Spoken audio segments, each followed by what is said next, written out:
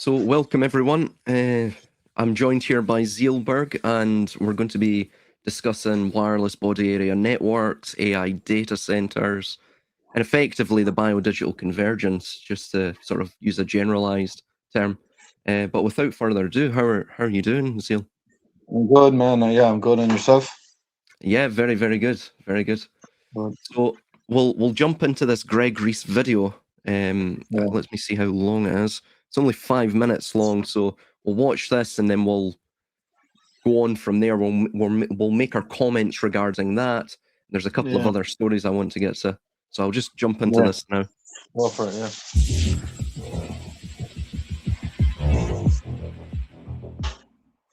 The AI data centers in America have already become hugely unpopular.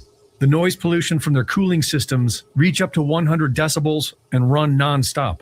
They are drawing down aquifers in areas that are already in short supply, turning the water brown and tainting it with a disinfectant smell. And there is no benefit to the local community.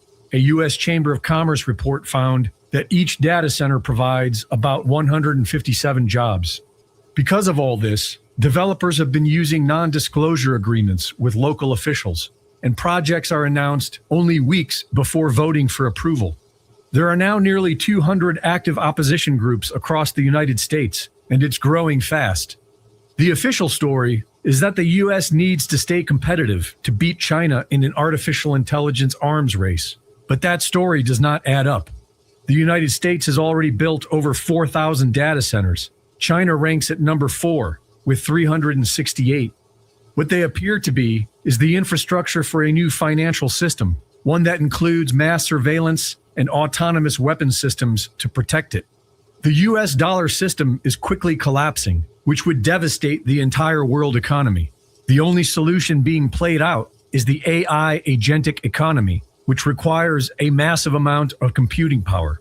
This new AI agentic system will be run by autonomous software entities that can own wallets, earn and spend money, create contracts, and transact with each other without human intermediaries. This addresses the debt problem by growing the economy faster than the debt accumulates. Like the petrodollar, it extends US dollar hegemony without fixing its core issue, the debt. The Bank for International Settlements is the bank for central banks. It is immune from any national law, and its employees have diplomatic immunity. It answers to no government on earth, and every central bank is a member. BRICS only appears to be in opposition to Western banking. It is not. BRICS is aligned with the rest of the world in adopting this new AI digital banking system. But a growing number of analysts agree that this is a temporary fix. After about 10 years, the consumption of resources, the displacement of human workers, and the massive transfer of wealth to the few who own these AI agents makes a fundamental restructuring unavoidable. And yet, the entire world is going along with this plan. The question is, why? As we covered in last week's video, the New World Order, the emerging unipolar world is preparing for a major geological event that is expected to be catastrophic for the United States and beneficial to Russia. In the United States, data centers are being built inland and on elevated land, away from the coastlines. This is where all vital U.S. infrastructure is being moved, and is where billionaires are buying up acres by the millions. China is building their data centers inland and high above sea level, over 1,200 kilometers from their main user bases, who have been complaining about latency and security. China has also built ready-to-occupy ghost cities at high elevation, deep inland, and on geologically stable platforms. And they are now using economic incentives to move its population into these cities and away from the coast. Russia's official government plan explicitly states the opening up of new land for agriculture and easier transportation of goods in the Arctic as positive effects of an expected pole shift. They are spending billions preparing for it. They have passed dozens of new laws aimed at stimulating economic growth and encouraging migration to the Arctic, including free land grants, subsidized mortgages, and other social benefits for those who make the move. Russian scientists have concluded that 13 million square kilometers of currently frozen territory will soon thaw, and become the center of Russian civilization and a land of great opportunity. Russia is not frantically building data centers. They are passing homesteading laws and preparing for a windfall of new landmass. The expected catastrophic geological event is the most elegant explanation for all the chaos happening on Earth today. It explains just about everything. The real mystery is this: what exactly is causing it, and how do the most powerful people on Earth know about it? Greg Reese reporting.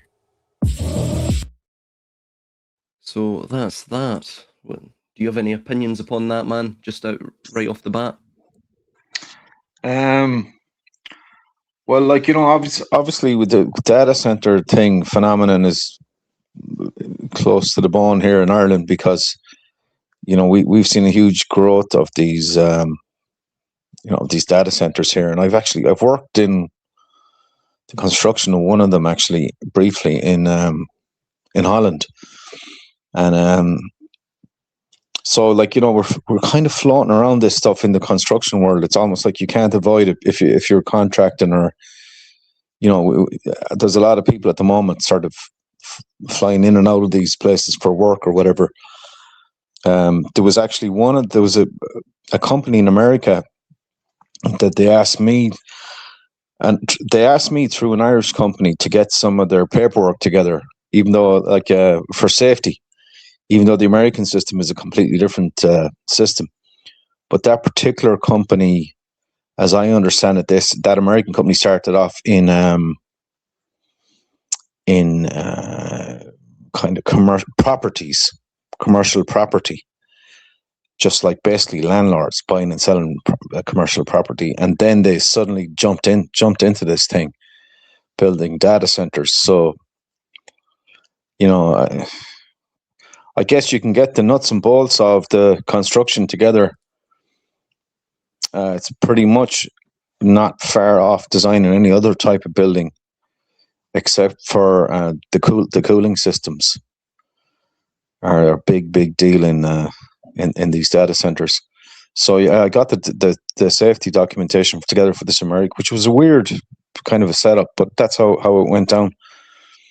And the ones I dealt with in Ireland, there's a couple of big ones. There's Dub 14, it's called, Grange Gorman, and in Dublin, and these are big campuses, and some infamous ones like Intel in Dublin, Facebook, Microsoft, these types of companies, these data centers, and lesser known ones. For example, Siemens have a data center down here, actually, in County Clare, in Shannon, it's around the Shannon Industrial Zone, near Shannon Airport in the west of Ireland. That was a kind of a strange, like, I did a bit of work in there as well, actually, for another company, actually for Siemens at the time. And nobody knows about that data center as such, but it's there. It's in County Clare, and it has its halls. Like, it from the front, it just looks like a regular building, but it's got kind of a couple of warehouses adjacent, and well, they look like warehouses, and you go into them and then you see these characteristic rows and rows of servers, computer servers. And interestingly enough, the individual I dealt with in that company at the time told me that she was like in a HR position, and she told me that she didn't know who the staff were in the company on the campus site anymore. Like, you were talking about less than 200 people, but she didn't know who was working there. And I said to her, well, what do you mean? And she goes, well, you know, you got somebody in Pakistan or India is doing an interview with someone in Switzerland online on a Teams call, and they get the job as a computer engineer or whatever, and they're just told to report to Shannon, to this site. And she says, I don't know who's coming in the door, because I'm not getting told who's coming in. And not only do I not know who's she didn't know who's working there, but she didn't know when they were going to work there, because they may have their own individual arrangement regarding to work, in terms of, you know, 2 days working from home and 3 days in the office or something like that. So it's all very shadowy and very a bit dark. I remember the data center I worked on in Holland briefly. I think it was Microsoft, and it was actually an Irish company called Mercury, a big construction company here in Ireland, who were involved in building that particular data center, and that happened right at the time that COVID was kicking off. So that it was being built, so they sort of had to evacuate the site at that time. But I remember hearing that the computers, the servers, came from America under armed guard, and once the construction sort of reached a certain stage, certain areas of the project were strictly off limits on a security basis. So if you can imagine, you and I are on the construction site and we're working away, and we're walking in and out of this one little phase or building in the construction, and we're kind of used to going in and out there every day doing steel or concrete or putting on a floor or whatever, lighting or whatever's going on, hanging doors, whatever's going on. And then suddenly the bill gets to a point where you're not allowed in there anymore, guys. It's restricted access. There's only certain people can go in there, and so there's the hush hush side of it as well. And I know a lot of them are getting rammed up, with there's a lot of money floating around this stuff, and a lot of kind of get it done yesterday. Why isn't it done? It's urgent, or they're urgent bills. Like the one in Dublin that I kind of interacted briefly with, part of their cooling system. Let me get this right. See, the big deal is they don't want to lose data, so they have to have backup for power, and cooling is a major issue. So one of the backups they have is batteries. So you'll go into a room in some of these places, and you'll see what look like car batteries, automobile batteries, and there'll be rows and rows and rows of them, and they'll be all sort of connected in series, and they are there to back up the servers in the event of some sort of a power outage. So that's one fail-safe. A second fail-safe is, and they're for cooling as far as I remember. And the second fail-safe is they will have big industrial scale diesel generators somewhere around the building. Like the one in Dublin, they had Caterpillar. There were Caterpillar diesel generators. Now I forget the model or whatever, but they had 8 of them, and each one was like 30 tons, or something around that, 20, 30 tons. They were big pieces of kit, and they were a special order. They either came in from America, or they might have been made in Europe, but I have a feeling they were made in America, these particular generators. So what they had on the side of that one in Dublin was they had 4 on the bottom and 4 on the top. They had 8.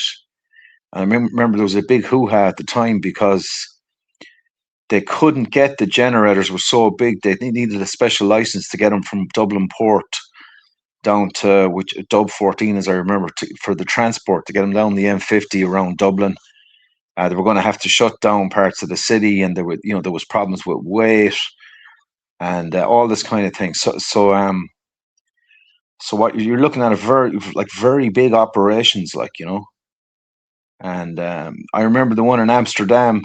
There was one contractor who was in on the initial part of the bill before Mercury came in, and they had an argument with Microsoft. Something happened that they fell out with the client, and as such, they abandoned ship. They left the job in the middle of the job. They abandoned the contract, but they took all the drawings with them of where the electrical services were underground. So the rest of the project, with all the civils ongoing, had to keep going without knowing where anything was buried in terms of electrical ducting, etc. So the new people that came in then, which I think was Mercury, they're a big Irish company, ended up trying to deal with working on a site where they didn't know where any services were. So the inevitable happens then: somebody hits a service and there's sparks flying into the air and whatnot. But anyway, that's just sort of a another. Go ahead, man. Yeah, please jump in. Continue. I just talking to a guy only a couple of days ago, who's a fairly, he'd be a fairly, he's an electrician, but he'd be up the food chain in terms of, like this guy would be dealing with switchgear, and like when I say electrical switchgear and transformers, he'd be high voltage, medium voltage to high voltage, like a specialist essentially. And actually, he was working for a company called Hitachi, and he told me that, because we were talking about safety, right? And ideally, in a lot of like electrical installations, you want the guys working on equipment that's dead. You don't want the guys to be dead. You want the equipment to be dead. And by that, I mean locked out, basically unplugged, or no live feed gone into them, into the kit that they're working on. But what he told me was that, I said, so is that always the case? And he goes, no. He goes, for example, on the data centers, when you're working with some of these big companies, they can't afford to lose their electrical feed. So you end up working on stuff that's live, because the client, you're dealing with the big kahunas. So they're putting some of these guys in the line of fire, or nearer to the line of fire than would be desirable, because there's a fear around losing power and essentially losing data. So yeah, that's just kind of like the stuff you hear in and around the industry. I don't have a massive amount of hands-on experience with data centers and construction, but I have a little bit. But I know a lot of people that in the kind of work that I do are caught in with building data centers in some form, way, shape, or another. So it obviously absorbs every kind of aspect of construction, everything from civil engineering, electrical, plumbing, steel, concrete, everything you can think of. And but like, the bigger question is, what are they about, really? And I don't know. Just as you asked the question there, I had an inkling that they're basically harvesting the innovative spark of the West, of Europe and America, maybe whatever bit of innovation. I remember asking the lady in Siemens. I said to her, "What's on those servers? And she goes, "I don't know what's on them, on any of them." I said, "What's in the halls?" As she said, it could be anything from all over the world. She said, for example, if somebody was designing, said, the Olympic swimmers, right? Like high level competitive swimming. They need special sort of swimwear that kind of that lessens the resistance of their body moving through water, to give them even a slight, tiny competitive edge in the swimming race. So she said, for example, you might have a product that's been engineered out of some like cutting edge, like space age, I don't know, like material. And, to create on a nanoscale or something, it has to be engineered to the nth degree. And there's a program for designing it. And there's the specifications or blueprints, or there's a whole software design thing around it.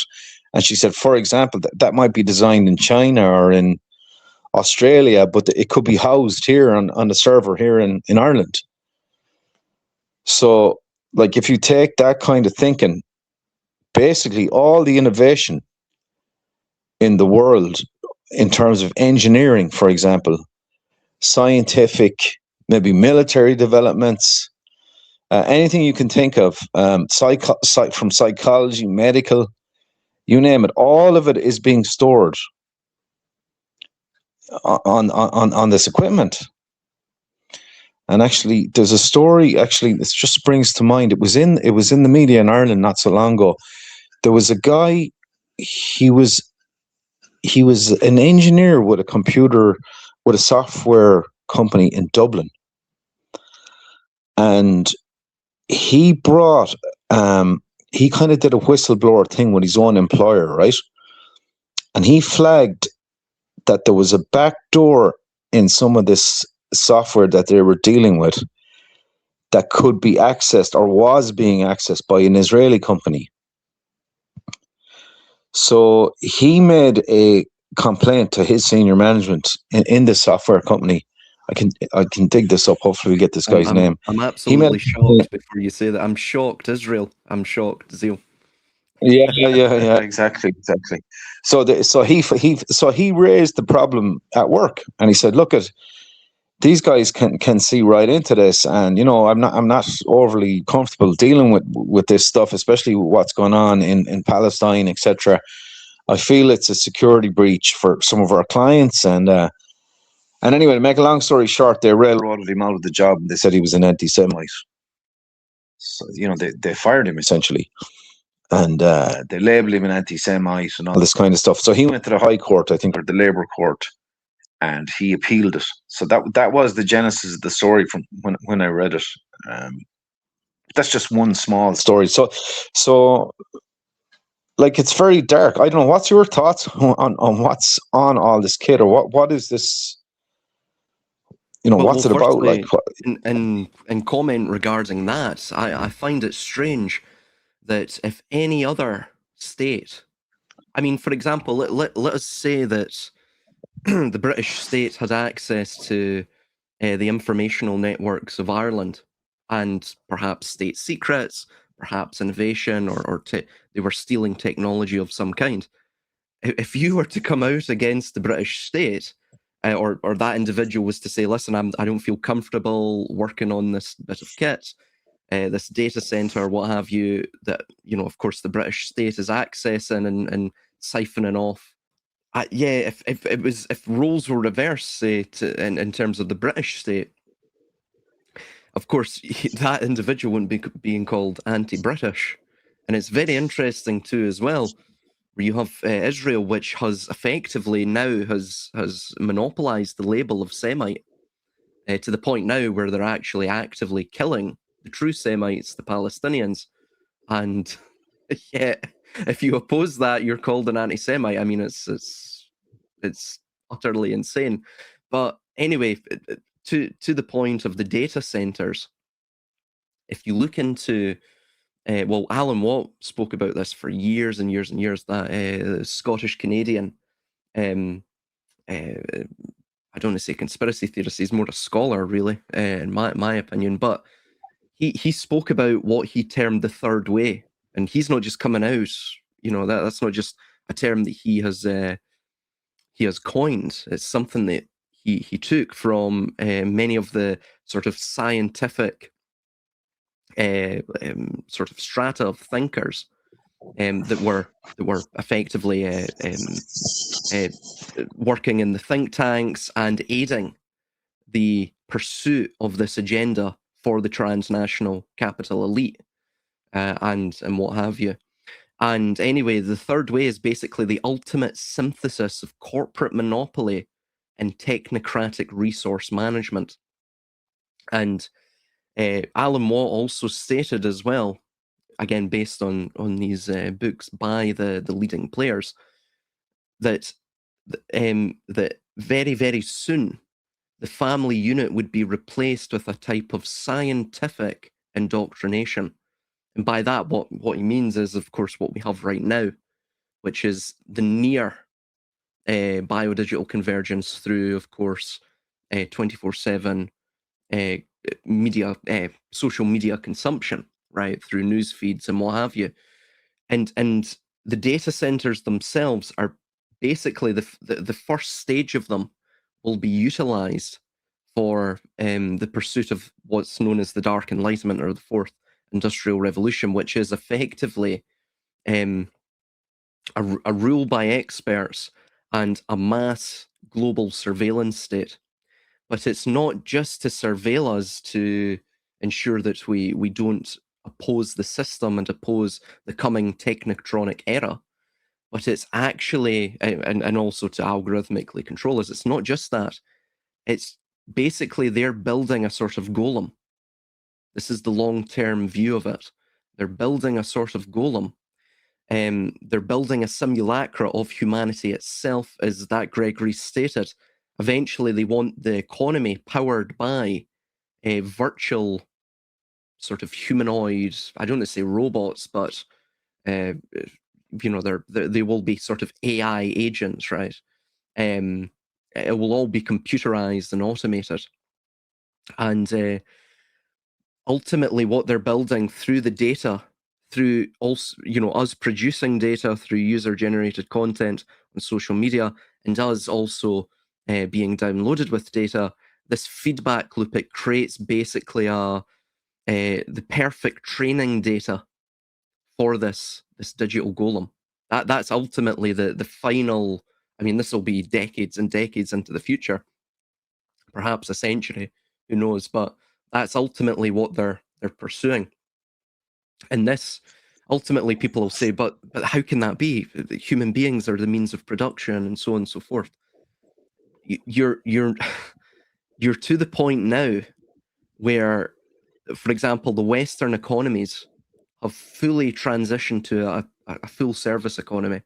The reason being is because the Western citizenry ultimately want too much money. They want too much luxury. The costs for production are too high. So therefore, of course, they move them to the third world. But eventually you're going to find the same issue cropping up there. The only way to solve this problem long term is to effectively transition the means of production to a post-human society. And everything they're doing right now, everything indicates that, firstly, human beings are no longer really, and they're no longer at the focal, they're no longer the focal point of policy creation, and even to control them. And secondly, human beings have become resource competitors with the data centers themselves. This is why our energy bills are going up. This is why they're concocting fake energy and fuel shortages. All of this is designed to restructure not just the economy, it's to restructure the entire world. And I mean, Zbigniew Brzezinski, for example, just came to mind when you were speaking. He wrote a book in the 1970 itself, called Between Two Ages, and I forget the I think the subtitle was America's role or position in the coming technocratic era, and he basically discusses a digital technate. So this is why America has now moved to what's known as the Don Roe Doctrine or the Monroe Doctrine, which is that they're going to contract their sphere of influence, at least militarily, back to the Western Hemisphere. You're going to have the ensuance of a type of 1984 Orwellian superblock type deal go on. You're going to have a perpetual war doctrine between all of these super blocks, but behind the scenes, they're all going to be working together. This is, of course, what you see as well. Between China, Russia, America, all of them, they're all working together fundamentally, at least on AI. And basically, they want to establish a digital technate. This is why America has close to 4,000 data centers. Moreover, as well, they've just passed a bill, and I was trying to find it there, but they've just passed a bill in the House. I think it's still to be ratified in the Senate, and then, of course, signed off by the executive, which it certainly will, that essentially the government can utilize eminent domain to seize farmland or any land that desires to build data centers on. But it's not just the government that can seize it. The government can then seize it and pass it on to private companies. So this is a very real issue, very real issue. And like what I mentioned in my previous video just there, incredulicide, people believe this is all just psyops. It's all psychological warfare. A lot of it is, right? It's to keep you distracted, firstly, as a sort of delaying action so they can bring this in. But fundamentally, they're already, their policies themselves, deep within the think tanks, they're already at the post-human society stage. And so ultimately, a lot of the conspiratorial circles, they believe that they still matter in this system. Ultimately, I hate to be the bearer of bad news. You don't matter. And they've been writing about this for nigh on 100 years. the amount of books that they've produced on this. I mean, you would think that the masses are functionally illiterate. I mean, the amount of books that they've written, they've told you exactly what will occur, and everyone's still bewildered by it all. But ultimately, with the data centers, it says that the first milestone will be to create a controlled society, and basically to create biodigital feedback loops. And that will be the first stage of biodigital convergence. Moreover, as well, it'll allow them to take that data, and basically what they're trying to do is build they're basically trying to build God, a replica of God, a simulacra of God, a sort of a red queen, a tyrant, a digital tyrant, if you will, AGI or ASI. And I mean, it's not really artificial intelligence. It's more, it still is a computer program, but it's a sort of probability machine.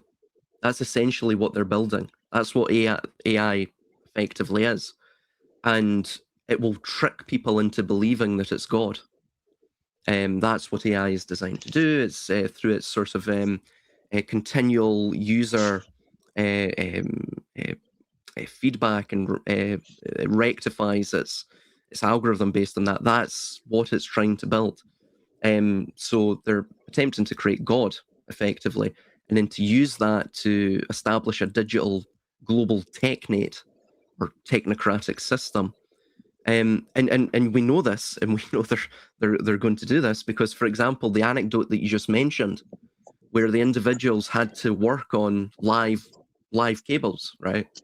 Now think about it. Think about the amount of training and investment you put into electricians, right? Just electricians, or even people that work on these sorts of sort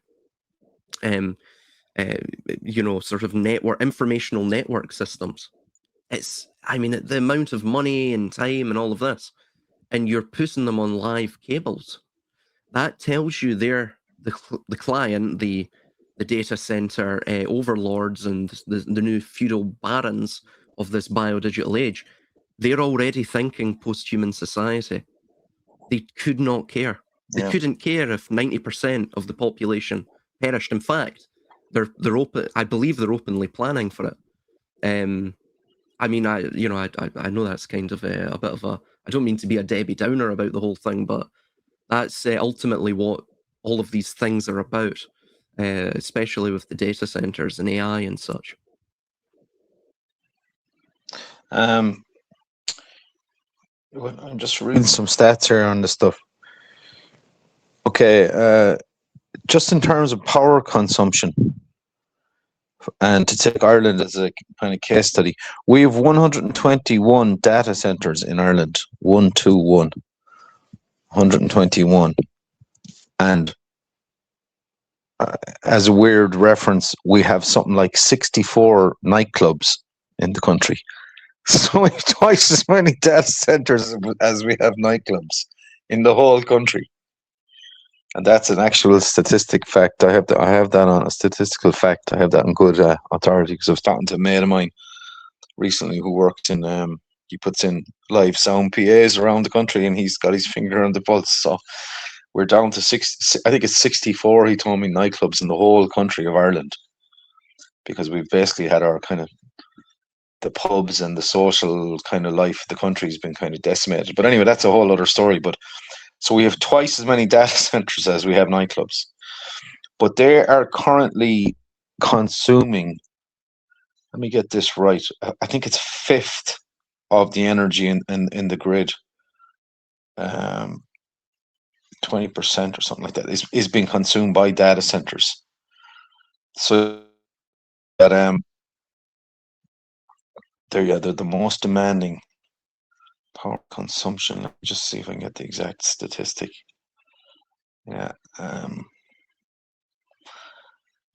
talking as I'm reading this, but the part of the planning stuff now is that the data centers will need to produce their own electricity So some of this might be, for example, solar, where you can pump some solar back into the grid, or maybe eventually some of them will need their own kind of like a gas turbine, electricity generating kind of scenario. But like what you have at the moment, actually, the most recent project I was on, which was General Electric, GE, we're building what they call a TEG, temporary emergency generating power generating station, and these are popping up around Ireland. And what these are emergency power for the grid. So what you have is, with these data centers now, you have a higher demand on the electrical grid, on the available energy. So traditionally, like the big power generating stations in Ireland, all over the world, typically if you get a drop in the grid, the available grid energy, right? What I need to do is, for example, if Silas, if you're operating one of these power stations and you're offline, right, and I suspect as the national grid provider that we're looking at a dip in the available energy, we have a lull, or we need energy. So I telephone you or contact you and I say, I need you to get me some energy straight away. I need you to turn your equipment online and start pumping electricity into the grid. So you're then in a situation, well, how quickly can I get this going, right? And some of these old turbines that run, for example, that you're pushing high pressure, high temperature steam through a turbine to basically turn, a rotor inside a generator to make electricity through a rotor turbine. And to get the steam to that temperature, you need to superheat it. And to heat it, you either need heavy fuel oil, which is kind of a tarry kind of almost like crude oil. You either need that or you need gas, natural gas. Now, if you're using the heavy fuel oil, it takes time for you to heat that sludgy oil up to a viscous enough state where you can pump it through pipes to get it down to where you're going to burn it to heat water to make the steam to turn your turbine. Or if you're using coal, likewise, it's taking time. And I think of all the options, probably the gas is probably the quickest, because you don't necessarily have a lull. But a lot of the equipment and some of the older electrical big power stations still probably run on heavy fuel oil and coal. Yet they're under pressure to, go green. So you've got this kind of narrative. So like why I'm getting into this conversation is that you cannot really talk about data without talking about power, electrical power, because the electrical power is inevitably interlinked in with data. And because the electrical power is inevitably linked in, then fossil fuels are also linked in. Because some and or all of this kit is running on fossil fuels, and I include natural gas in that. I don't know if I'm correct or not, but I'm assuming natural gas is also classed as a fossil fuel. So meanwhile, back at the ranch, right, you now have you've a fifth of your energy in Ireland, as a case study, is the data centers are using it. So if you get a dip in the available energy, you need to be able to call someone. So if I ring Silas and Silas says, Adrian, it's going to take me, it's going to take me 12 hours or 24 hours to get up to speed with with the amount of energy you need, because all my kit has to come online. I've got to heat heavy fuel oil. I've got to get stuff spinning and turned on and heat it up. So, and I'm going like, that's not quick enough. I need it like now. I need it in half an hour, in an hour. So what they've done is they've built these temporary emergency generating projects, which literally run on diesel. So these turbines are essentially aircraft engines, like what you get on a 747, a jet engine. And the jet engines is fueled by diesel, by green diesel. Nothing else, only the same thing that a farmer will put into a tractor. Literally the exact same fuel. And it arrives into the station, the power generating station, in a truck that it's the same truck that's bringing green diesel to like a place where a farmer will get his diesel, and they pump it off in on site. There's a particulate filtration system which will bring the quality of the fuel down to a kind of a more refined, a slightly more refined texture. It'll take out some of the particulates, the impurities, so that the jet engines, when they turn, it's easier for them to burn it, essentially. Now, the rate of efficiency on these engines, they will burn something like 1 million liters of diesel in like 48 hours, maybe 24 hours. They'll burn 1 million liters, something like that. And that's approximate, but the actual figure is not far off that. They chomp through fuel. They will literally, they're alcoholics for diesel, absolute alcoholics. So like in the middle of all this kind of a green energy narrative, you have this kind of hypocritical move to fuel, to bolster the grid when the grid goes down with diesel. And the thing that's causing the grid to go down really is data. And yet they're pointing the finger back at the public, saying it's you guys' fault for your carbon footprint. And the whole thing is an ironic piss take of, epic proportions.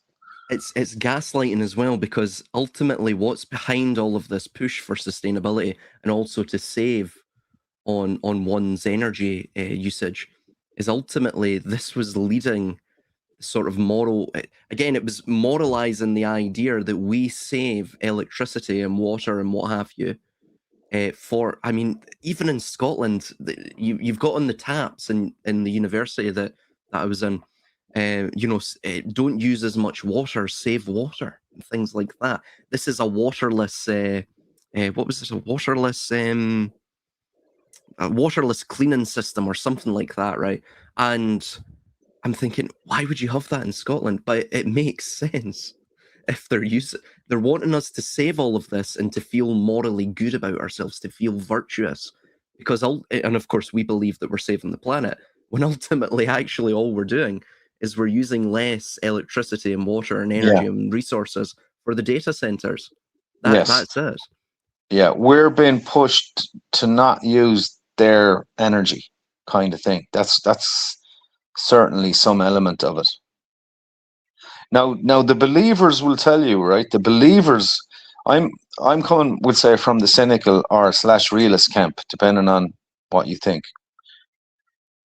So I'm kind of arguing that here you are burning 1 million liters of diesel in a day to fuel an aircraft engine, to turn a generator, to get you emergency power into the grid because your data centers are leaching power out of the grid. All the while you're telling people that they should be going green. You're burning 1 million liters of diesel every day, or every time you turn this kit on, right? Or if you turn 3 of them on, you're burning 3 million liters in a day. But anyway, which they are. These things don't come in ones, they come in like 3s or more. But anyway, the point being, it's all very suspicious in my view. It's all very kind of very unusual. And I've lost my train of thought momentarily, but it'll come back to me. Well, if it does, yeah, I was going to mention this as well. So this clearly appears to be a sort of re-emergence of feudalism vis-a-vis techne. And so, for example, we read here what are called hyperscale operators. That's like Google, Microsoft, Amazon, what have you, are projected to control 61% of global data capacity by 2030. Therefore, by owning the land, the power plants, and the compute power, this class would establish a de facto sovereign network that would operate outside of traditional government regulation. In fact, they would own the governments. In fact, they already do own the governments, but to that point, they would no longer require the governments anymore. They could just do away with them effectively. They may keep them as a sort of mask, ultimately, what you're dealing with at that point is a sort of a new priest class, in a sense, because they will control. They will be the intercessors and the actuators, if you will, of God, and God will be the data, the AI, right? The LLM, the basically the Internet of all things. It will be this oracular machine that will tell you how to live your life. Well, depending on how many humans are even alive, then, and it will dictate to you how to run society. And everything you're seeing right now, we were talking yesterday about legibility. All of it's about turning the citizen into a legible unit. They don't want you to be illegible. So this is why they've built dialectical structures in society, because they want people to fit into these sorts of black and white camps. Because remember, the off-on idea, the black, white, what have you, all of that is easy to measure, and it's easy to put into a binary system. It's very easily translatable or transposable into the mathematical daisy chain of numbers that makes up the LLM's algorithmic operating system.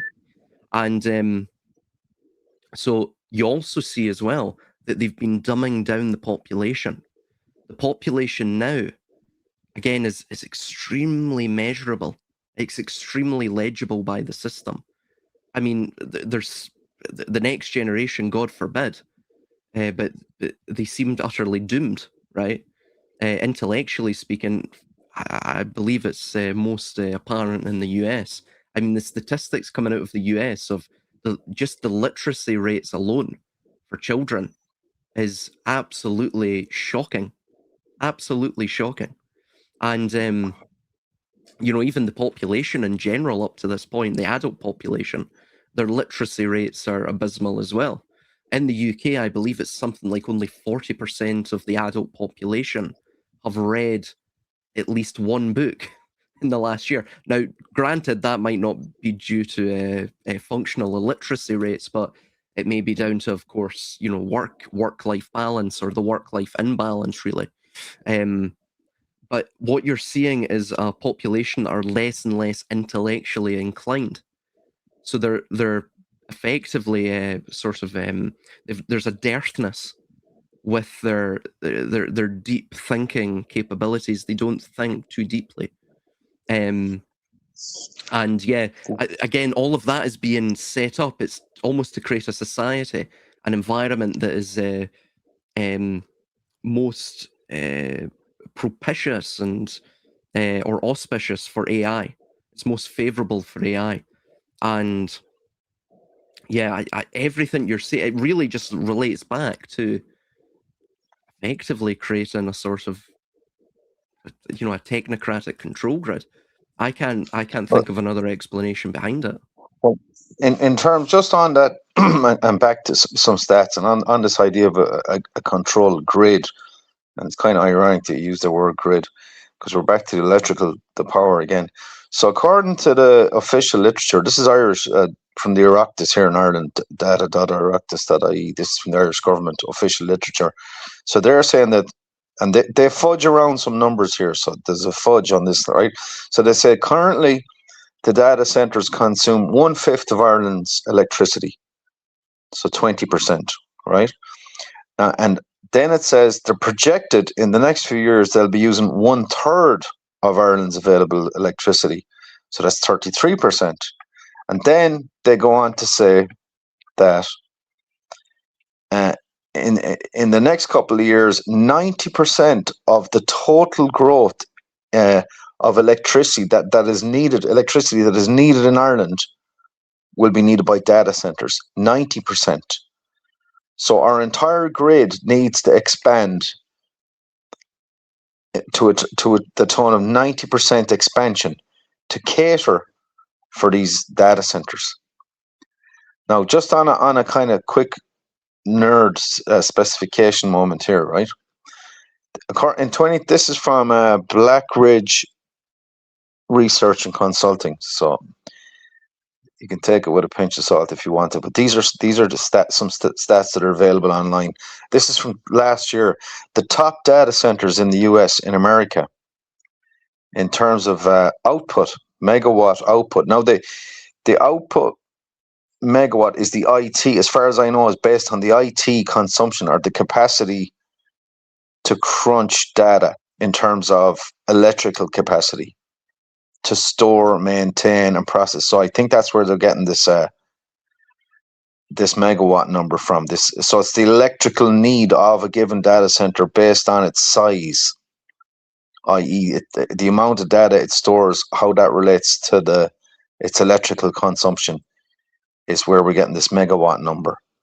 So very quickly, I don't know what numbers these are. 1, 2, 3, 4, 5, 6, 7, 8. In at number 9, right, is actually the people that I did the safety documentation for, who were Vantage.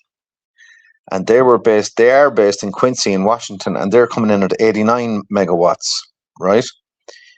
Then you've got a few familiar names, unfamiliar names, Digital Reality, QTS, Reality Trust. And then when we know Microsoft are in Quincy in Washington, they're 622 megawatts. Then you've got, again, ones I'm not familiar with, Switch. Then you've got the top 3 are Meta. Meta is who, Silas? Is Meta is like what, Facebook related? Or who are Meta? Zuckerberg's outfit. Okay. So Meta, Zuckerberg's data centers are coming in at the top 3. Fort Worth in Texas is 729 megawatt. Prineville in Oregon is 1,289. And at the top, according to this statistical stuff, Altoona in Iowa is 1,401 megawatts. Now, let me give you a bit of a giggle here, right? As it were.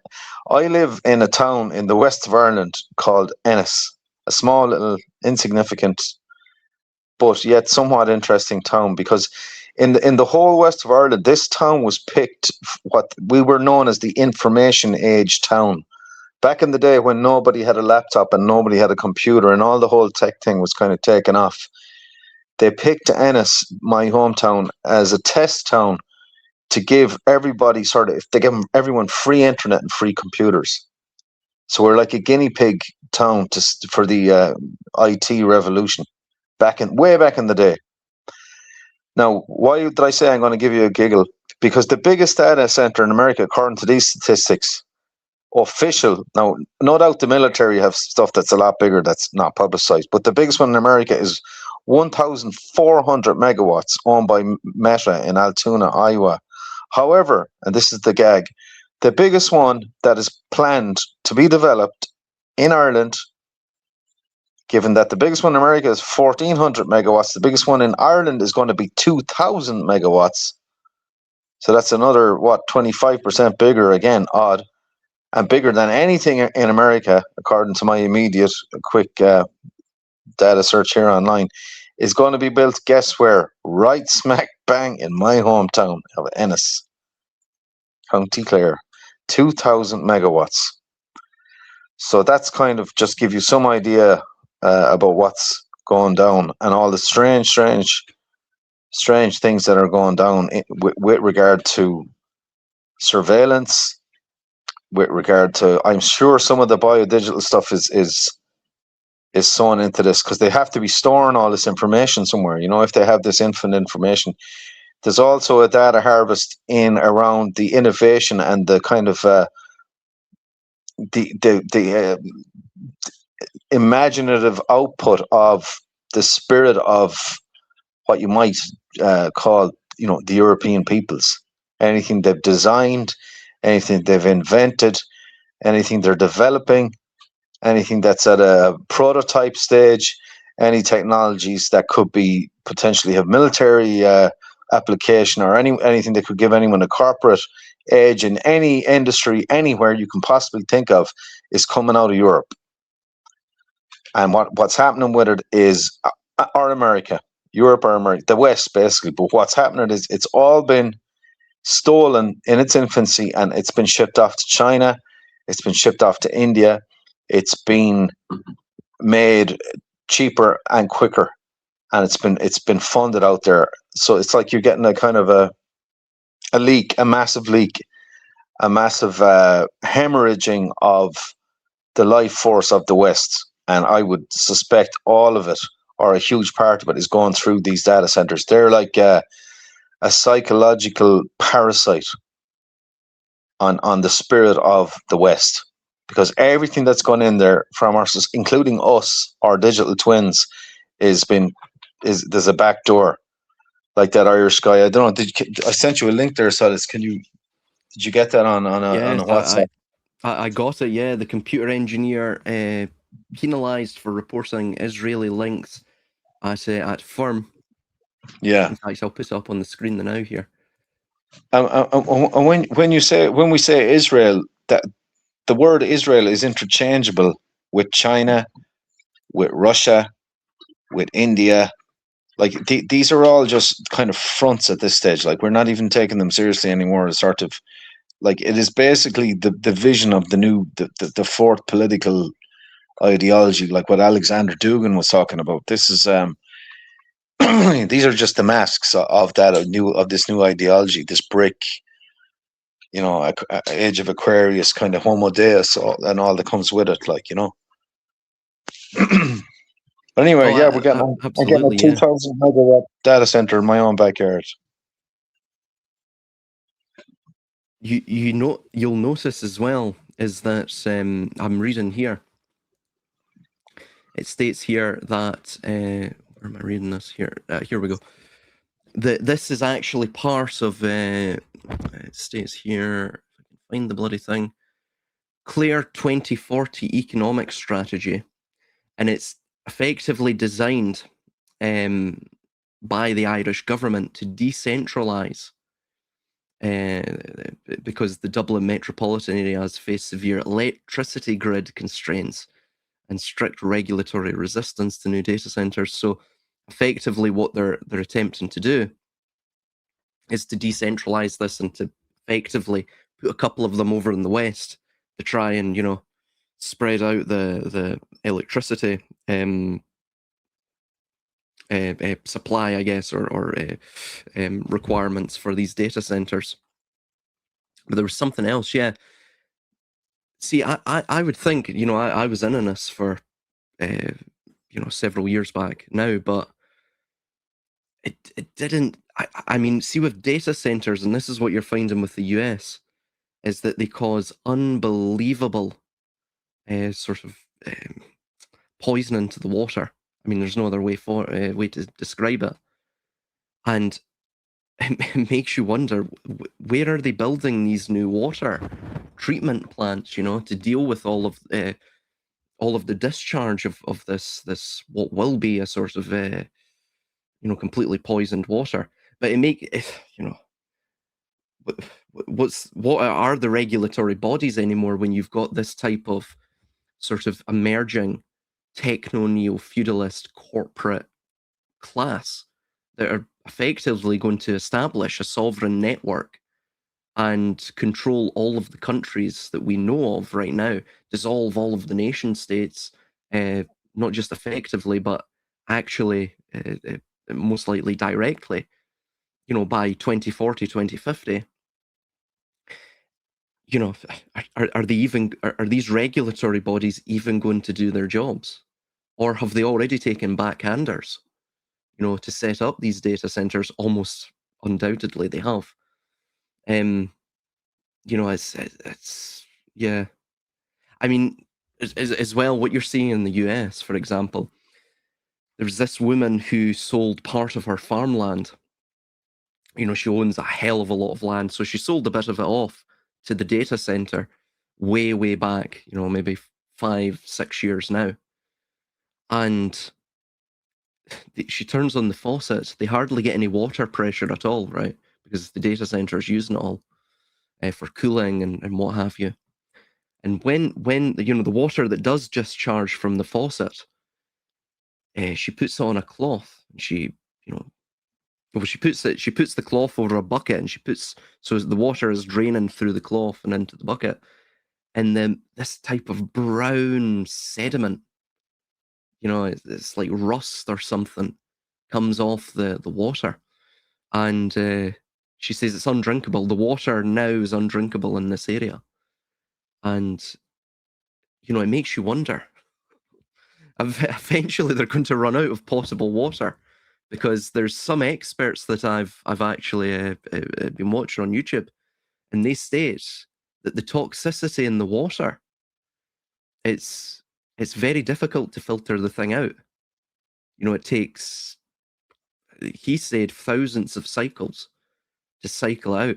But he also stated it's pretty much useless, because if you keep building these data centers and you keep poisoning and toxifying the water, the waterways and the bodies of water, eventually you consume that resource. It's never going to renew.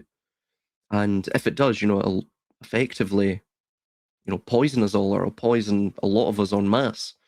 And of course, it'll be a gradual thing. It'll be like arsenic poison or what have you. But we will be poisoned.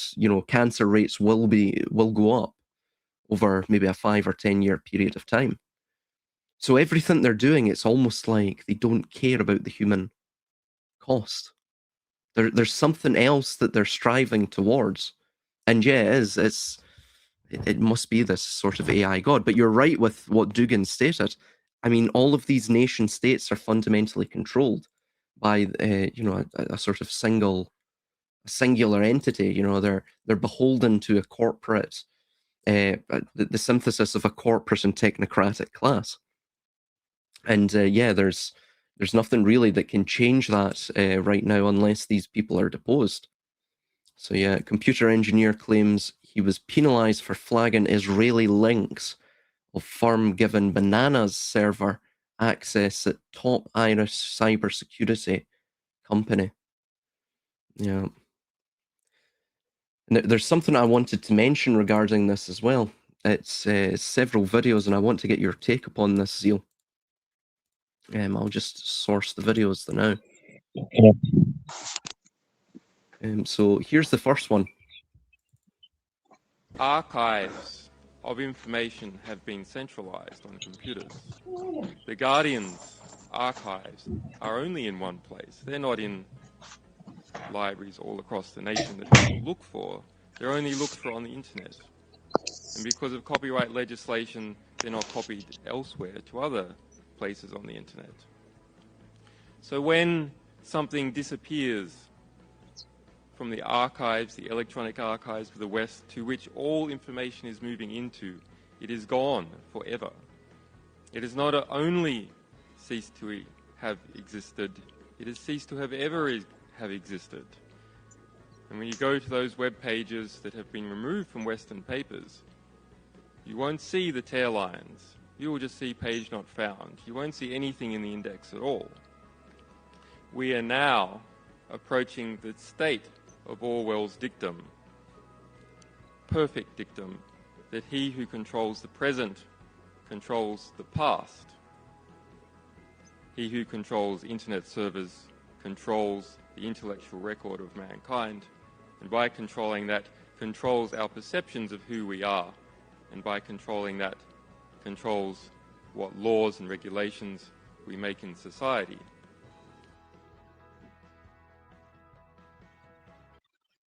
So this is also another reason why they set up all of this sort of digital system where all of our records, all of our work has went through this basically what is a digital control feed, control grid, a control network, and at any point, even their the sort of the records of their past crimes, records of everything really, can be scrubbed. You have the sort of ministry of truth which will come out of this, and they don't have to actively advertise for employees for the ministry of truth. They simply just automate it. You have AI agents that will scour these servers, the web, the web of data, and they will just simply delete things that they dislike, and eventually, well, that expand to human beings themselves, well, the human beings who survive, will they seek them out if they become illegible to the state? Because, by the way, that's one way you can fight back against this. You actually become illegible. You become unmeasurable. So if you don't just become this singularly focused individual in terms of your not just media consumption, but what I term media prosumption, which is what the data you produce in terms of your reactivity or what have you, or what you're watching or what have you. And both your sort of current of consumption and prosumption, you can actually throw off the legibility that the state has on you, the way their ability to predict and measure you. You can do that by looking at things, just of course your devices are listening to you all the time. If you were just playing randomly, things you would otherwise not listen to, in terms of political commentary or what have you, if you have that running, and then the next day you have a completely contrasting thing running, they can't necessarily get a feed on you, so that's one way they can defeat this. But when you get into the sort of automated system, eventually this will all be algorithmically approached. So they will be able to determine if you're not reacting properly, if you appear to be, unpredictable. Will they then delete you?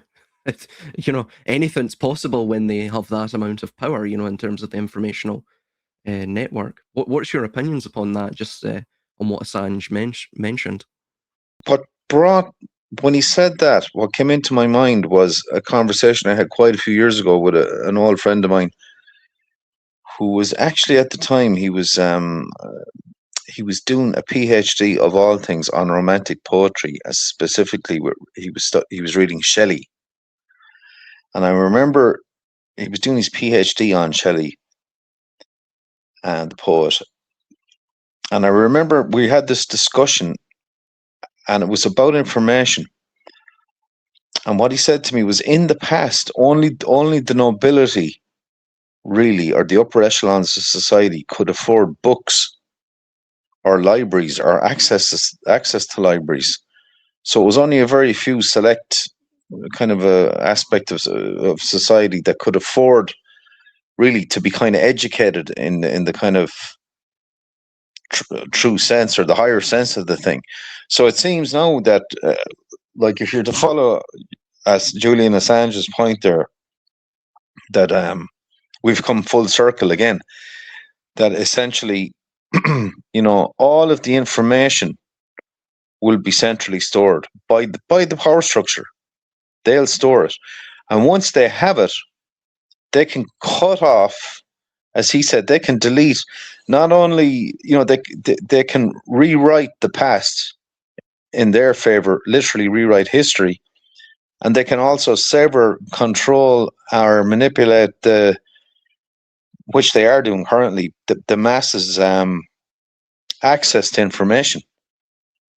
So probably what they'll do is, and this might tie in with our previous discussion, Silas, about these continuous black swan events, that if you think about it, suppose you have all of the information in a black box under your bed. You have all of the available information that concerning mankind, everything from his existence to his day-to-day goings on, his history, his future, his technologies, everything is in a black box. And you want to control that information and keep it to yourself. Now, you know that mankind is a curious species, so you haven't necessarily eviscerated his mind, but you have stolen his information. You've stolen his Promethean flame, as it were. And but what you must do in place of what you've stolen is a vacuum. And in that vacuum, in that husk, you must implant a synthetic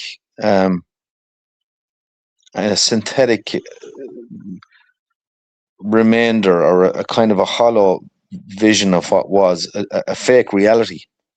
So that's what potentially what we're seeing right now across the world with all of this information, this disinformation and misinformation and propaganda and psyops and all of it. It is to begin to you have to fill the void with crap.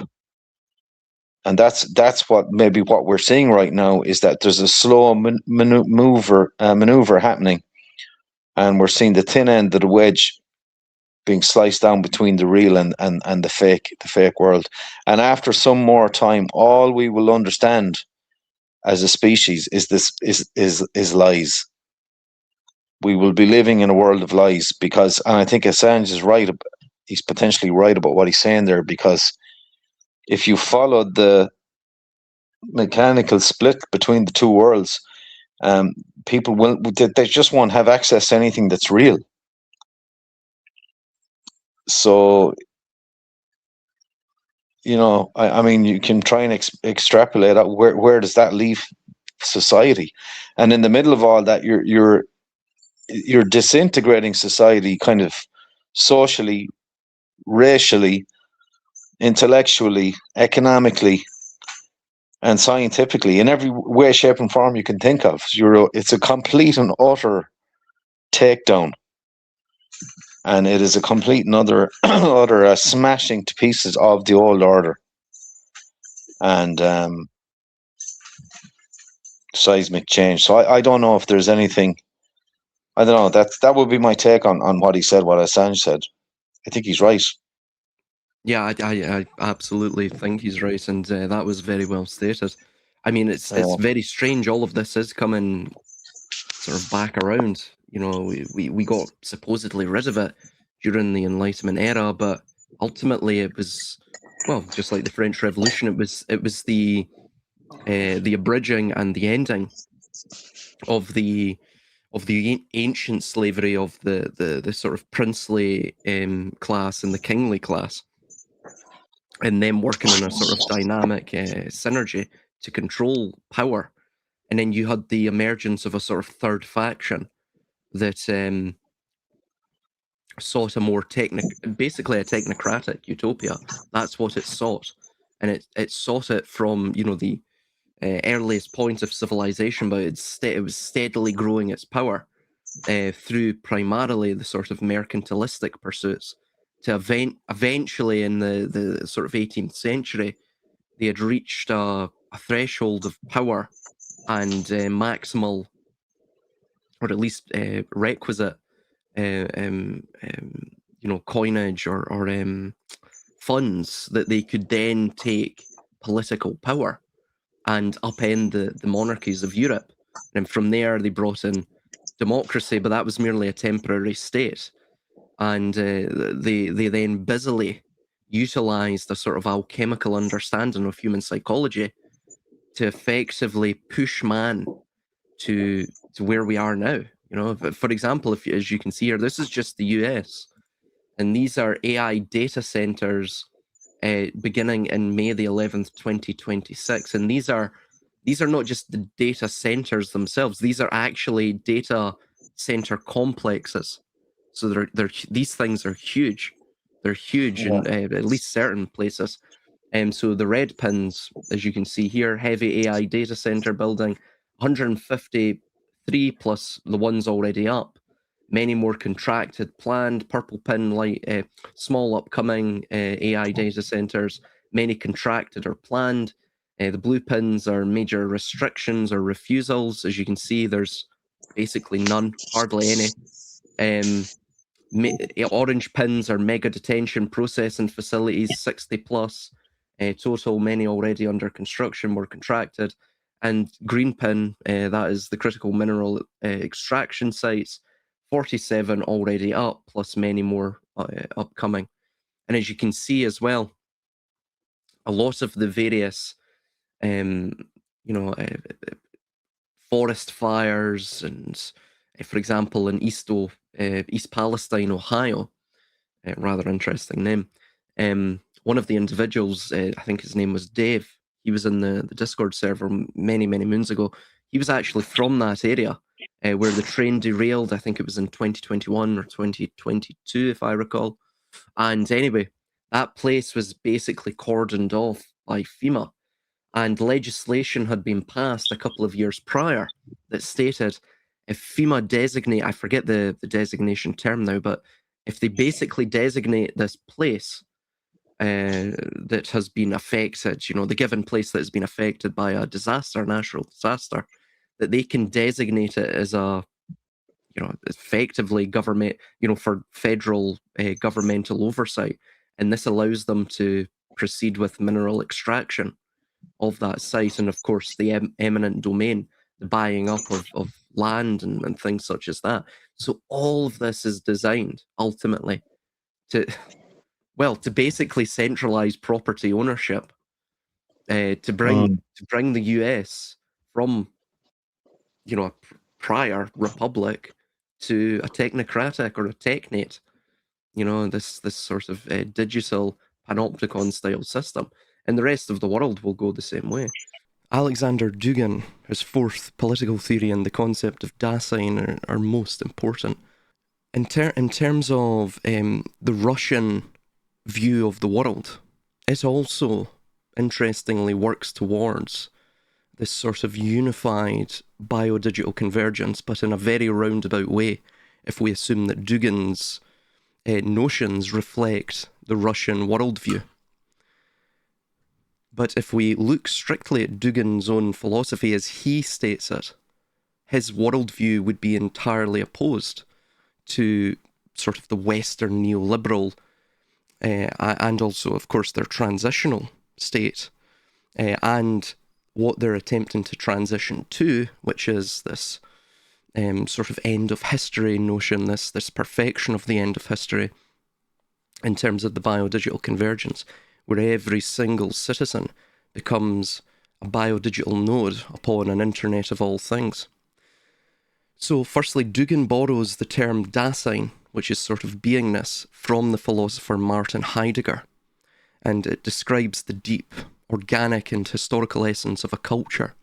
So in Dugin's framework, the push towards a biodigital transhumanist future is not necessarily an evolution of society as the ultimate enemy of Dasein.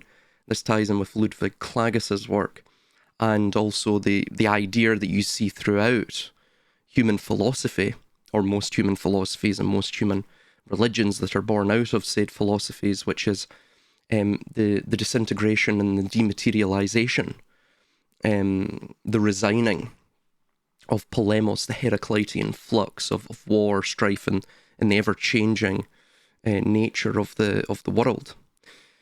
So again, this is what all human civilizations and urban polities are sort of full steam ahead trying to pursue.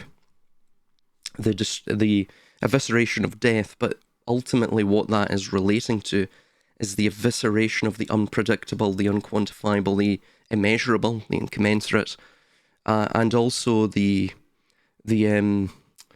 suffering of the unknown, the fear. It wants to get rid of all of that. So, and by the way, Peter Thiel states this as well. He states that evolution shouldn't be a constraint for us, that we should be able to have total control over all of these aspects of biology and nature and what have you. So ultimately, we are acting as though God is dead, right? It's the Nietzschean death of God. And what is going to come in place of that is the last man, which is effectively the conclusion, the culmination of all of these various philosophies and religions that promise eternal life or salvation or the savior, or basically a rescuing from death, from decay, from entropy, and from suffering.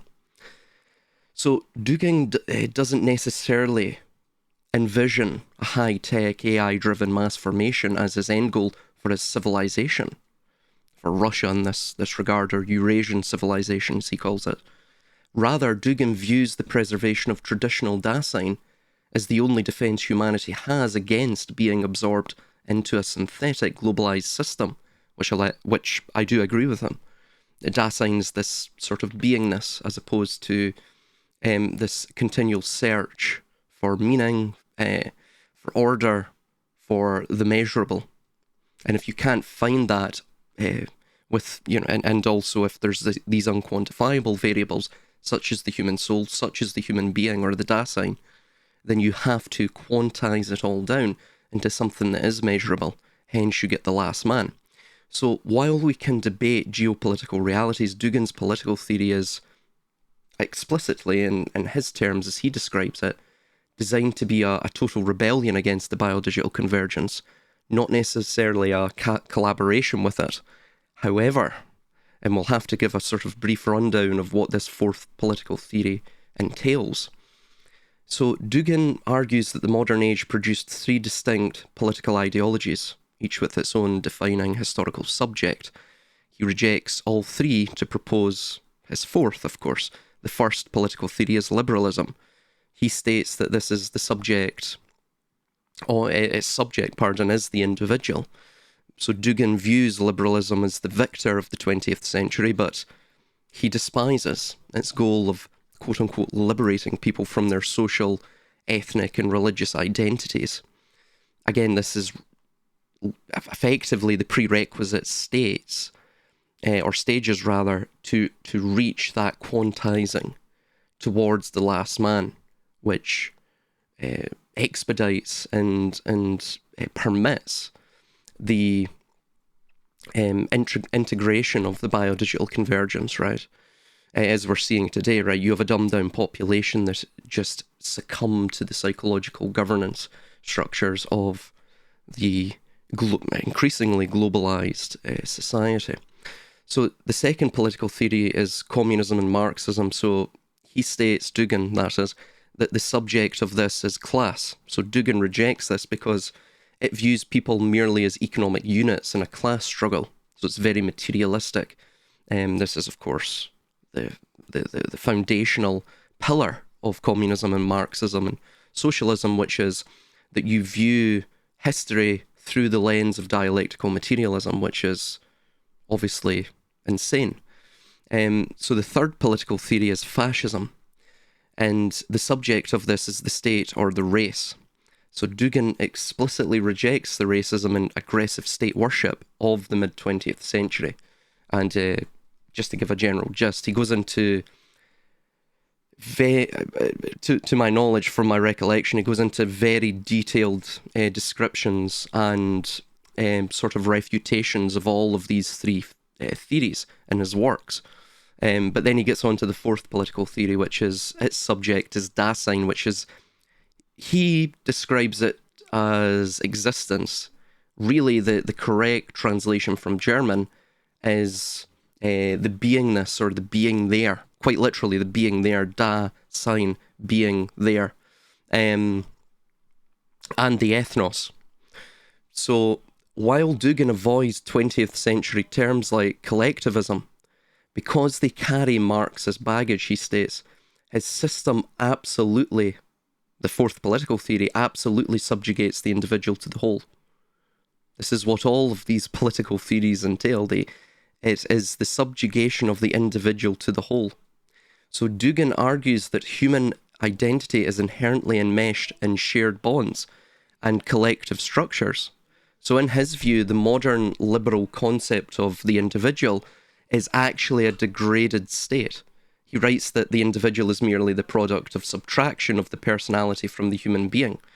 I do agree with him here, but we're going to get on to how his fourth political theory would effectively result in the same idea as the biodigital convergence, especially juxtaposed, or if the Eurasian civilization, which is adjacent to these Western neoliberal technological states. I mean, to keep up with them, they would have to adopt this form of collectivization, right? So what is left over when you strip away all community tradition and collective bonds? That is what happens when the product of subtraction of the personality from the human being occurs fully. By the way, this ties in with my discussions with Eros and the idea between Geist and the physis, or the physical reality. and the Zeal, and the subjugation of the body and the soul to that of the mind, or the Geist, the active intellect. And this is fundamentally the product, of mass subtraction. You're not adding anything, right? Dugin thinks he is. I don't necessarily think this would turn out that way, because the problem is, when you're talking about these large-scale modern civilizations, you have the issue of the Dunbar number. We exceed the Dunbar number, a magnitude that is effectively unfathomable. Therefore, you need these types of enmeshed, multi-layered institutions and institutional bureaucratic systems. And this basically opens the gate up to that of corruption, and eventually to that of expediting population control and perception management through biodigital convergent technologies. So while he doesn't advocate for the bureaucratic, state-enforced collectivism of the Soviet era, his theory is entirely communal in thrust. So instead of a political or economic collective, Dugin champions the ethnos, as he calls it, which he describes as an organic entity defined by a shared language, religious belief, daily life, and the sharing of resources. He demands that human beings derive their meaning and political reality from their deeply rooted civilizational collective, rather than existing as sort of free-floating, subtractive, atomized, autonomous individuals.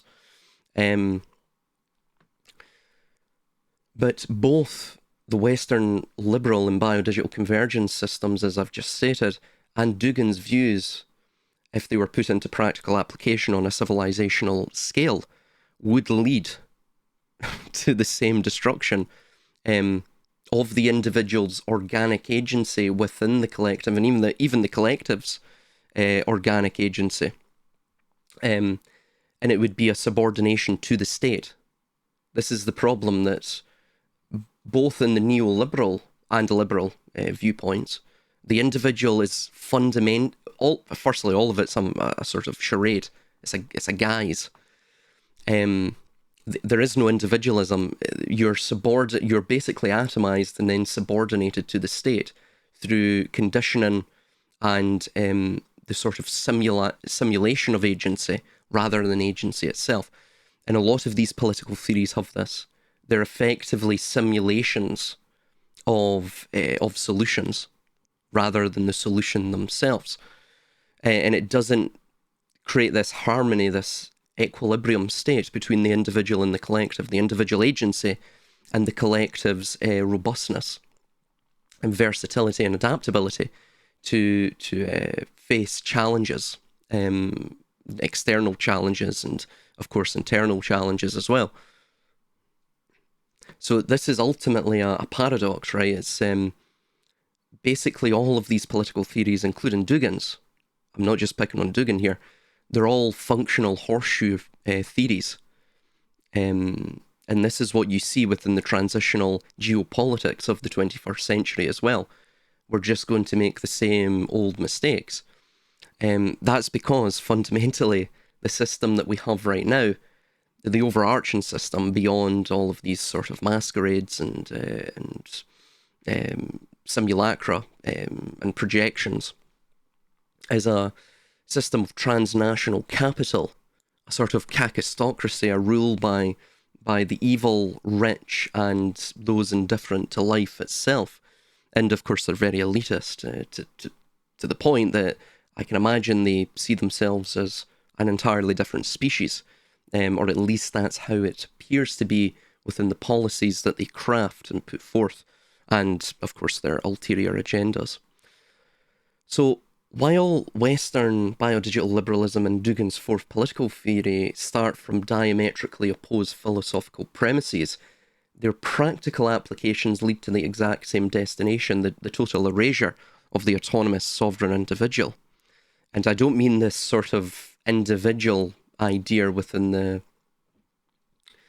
within the scope of what we see within the modern West and most of the philosophies that we see come out of the modern West, which effectively are entirely subtractive models that seek to do away with the Dasein, which is the beingness.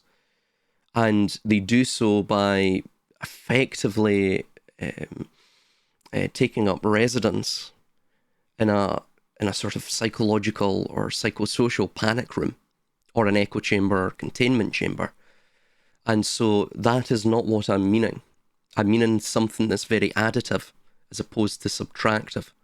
Something that seeks to create rather than something that seeks to corral the human essence and the human being into grand unifying theories or what have you. So firstly, let's explore this idea. Path A, the biodigital convergence and the idea of death by assimilation, and death by assimilation within the Western liberal project, that began with the goal of, we could say, maximizing individual freedom by stripping away traditional constraints, religion, class, borders, and eventually biology. And of course, as we see with the culture of conspiracy now, it's literally the destruction of the entire shared baseline of reality itself. So there's no interconnection between people, where these sorts of islands within a vast ocean that can be entirely controlled, easily physically controlled. However, to manage a global society of hyper-individuals, the system requires massive centralized technological infrastructure. This is the only way, of course, to get beyond and to transcend the limitations of a democratic or liberal project, which is that typically, as history is our precedent, they typically culminate within civil war. Because what eventually happens is, because of this sort of atomized and entirely hypercritical population, and a sort of negative criticality, where they start to do away with all of the baselines, and they start to criticize everything about the society, everything that's, as I say, one believes. They basically tear down the noble lies or the pious fictions, right? Even the necessary fictions, you could say. Eventually, it results in a fracturing of society into multiple competing sort of intracellular ideas and ideologies and religious movements. By the way, this is fundamentally what we see at the end of the Roman Empire, which was still, though it was imperial, as we see with the US is imperial right now. I mean, the US president is effectively an emperor. If anyone seeks to disagree with me on that, the Holy Roman Emperor within medieval Europe, or the Roman Emperor himself, could only dream of, on his first day in office, writing, I think Trump wrote 200 executive orders in his second term, first day. I mean, that is a utterly staggering, and you could say anti-republican level of power, right? At least on the face of it, right? Superficially speaking, narratively speaking.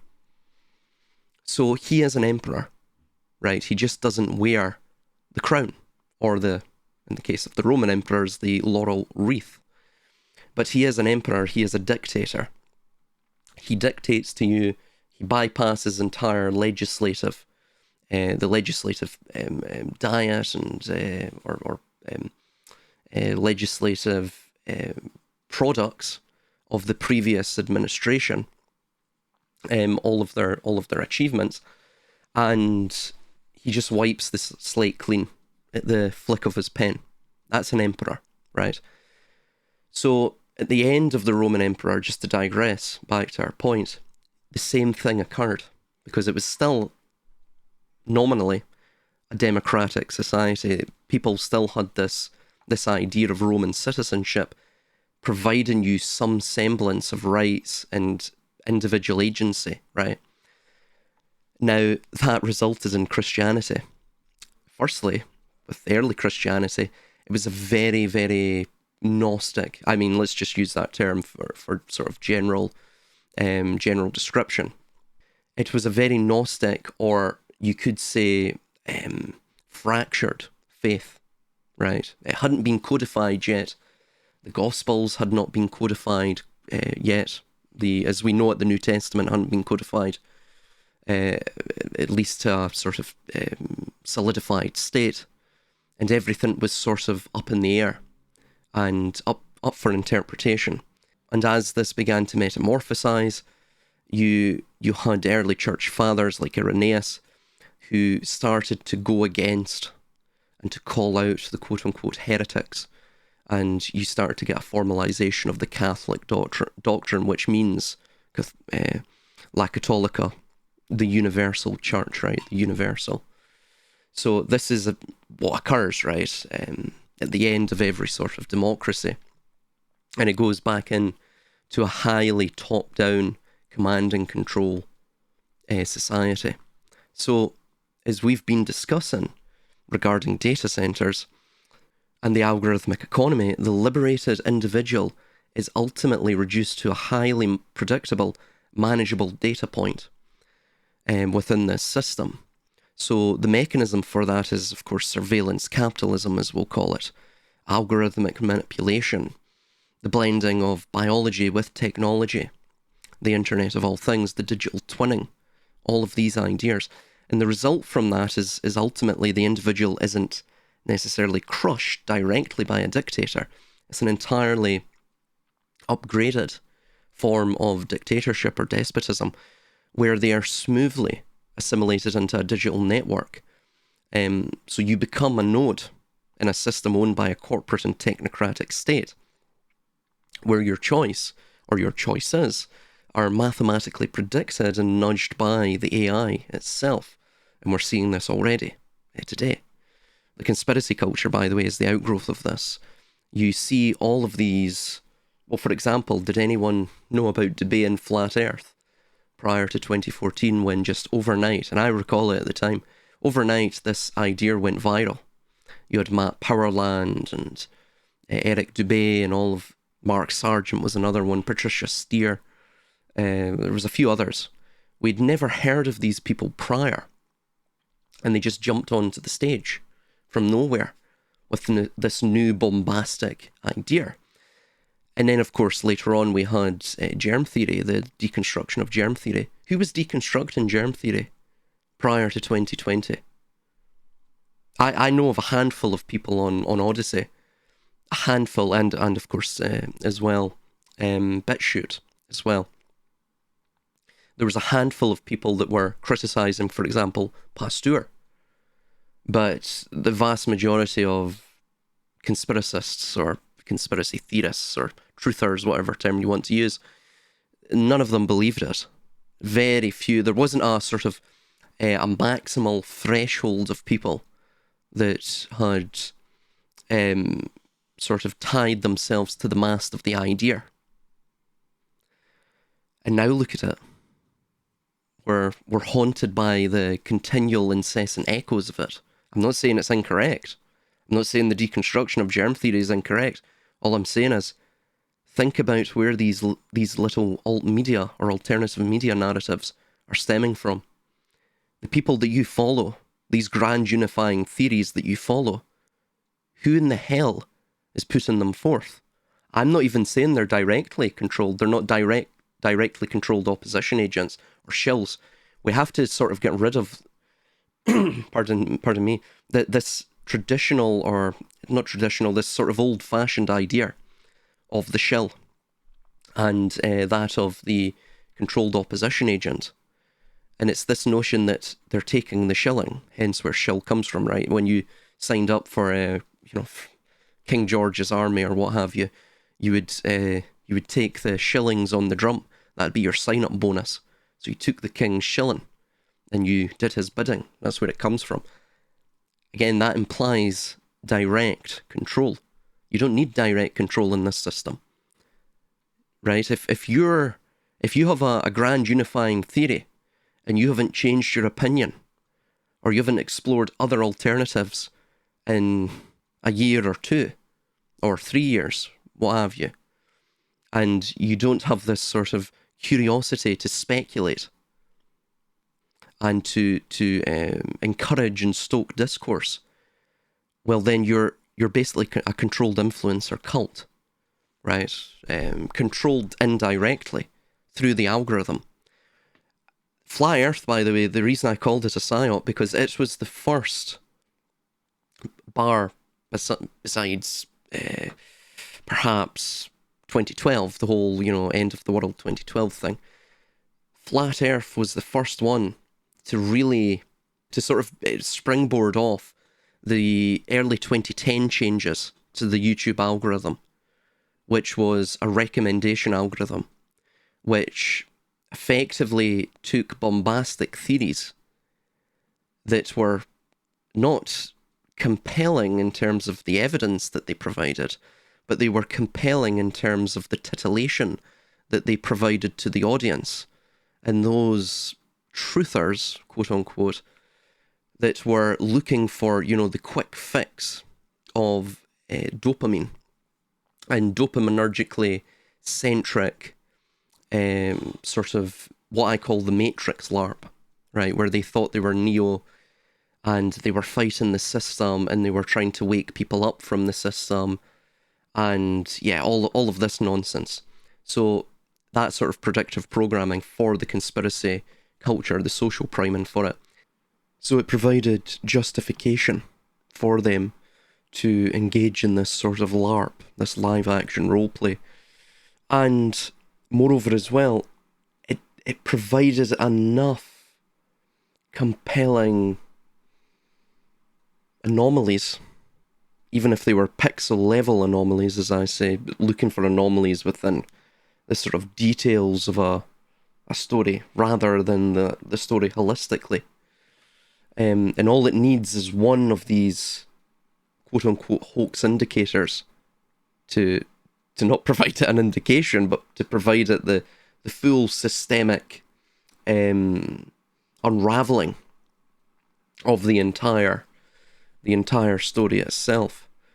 And so there's very little due diligence that actually goes on in these circles, and I speak from experience because I myself fell for all of this, and I also fell from all of this as well. It took me years and years and years to understand the intricacies and the mechanisms of my thinking.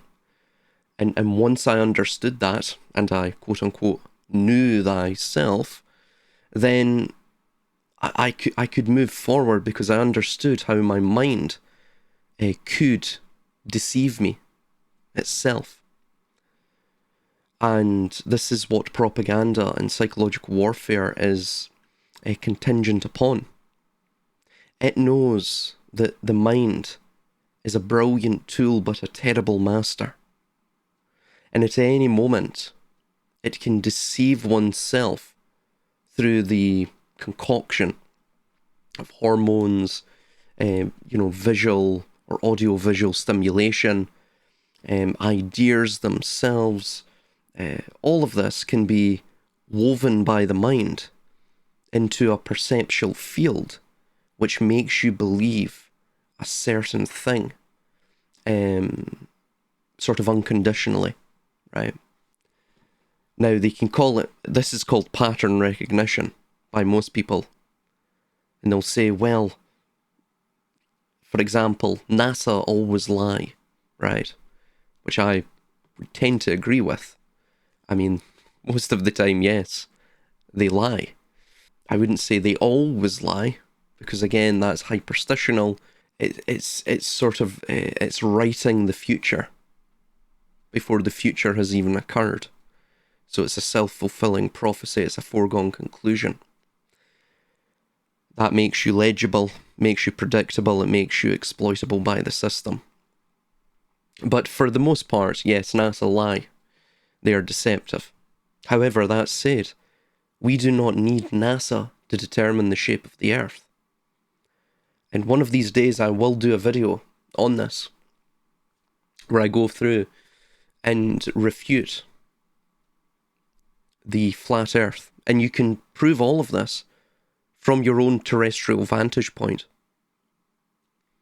And I'm speaking from, the past experience of being a flat earth subscriber, an adherent to being flat earth. Let's just call it that. It is incorrect. And it took me years and years and years to figure it out, to look through all of this, because these scientific fields are not my forte, nor is mathematics. These things unfortunately, they don't really interest me, right? I'm interested in more creative outlets, in creative pursuits, in creative fields. I don't find mathematics that exhilarating, nor astronomy, though I do find the night sky and the heavenly tapestry, I do find it very awe-inspiring, but from a different standpoint than an astronomer would say look at it, in terms of the categorization of the constellations and tracking them and all of that. So I had to learn a lot of this to figure this out. And again, as I said, it took me years, which was what was designed by the system. It was designed to distract us. Also, it was to impose the discrediting effect upon the sort of dissident population, and to create that segregation, that really ossified segregation between the dissident population and the normies, let's just call them that, the normative population. And so this was, I believe, planned because it stopped a lot of individuals who would have been receptive to the dissidents within 2020, 2021, 22, 23. It would have stopped a lot of them getting the needlecraft, I think. And because effectively most of the dissident classes, even up to that point in 2020, it was only by the final experiment, quote unquote, that a lot of the previous flat earthers just sort of drifted away from flat earth adherence, that all of this sort of psyop dissipated. It's still going, by the way. There's still a lot of people that are flat earthers. However, that said, during 2020, 2021 and 2022 and parts of 2023, ultimately, whenever you spoke out against the needlecraft, they had already discredited you within their minds. They had already written you off, because they associated what you were saying with flat earth. I don't think people realise how utterly crackpot flat earth is. And if you are a flat earther, that is fine. I'm not necessarily trying to offend you or to downgrade you in any way.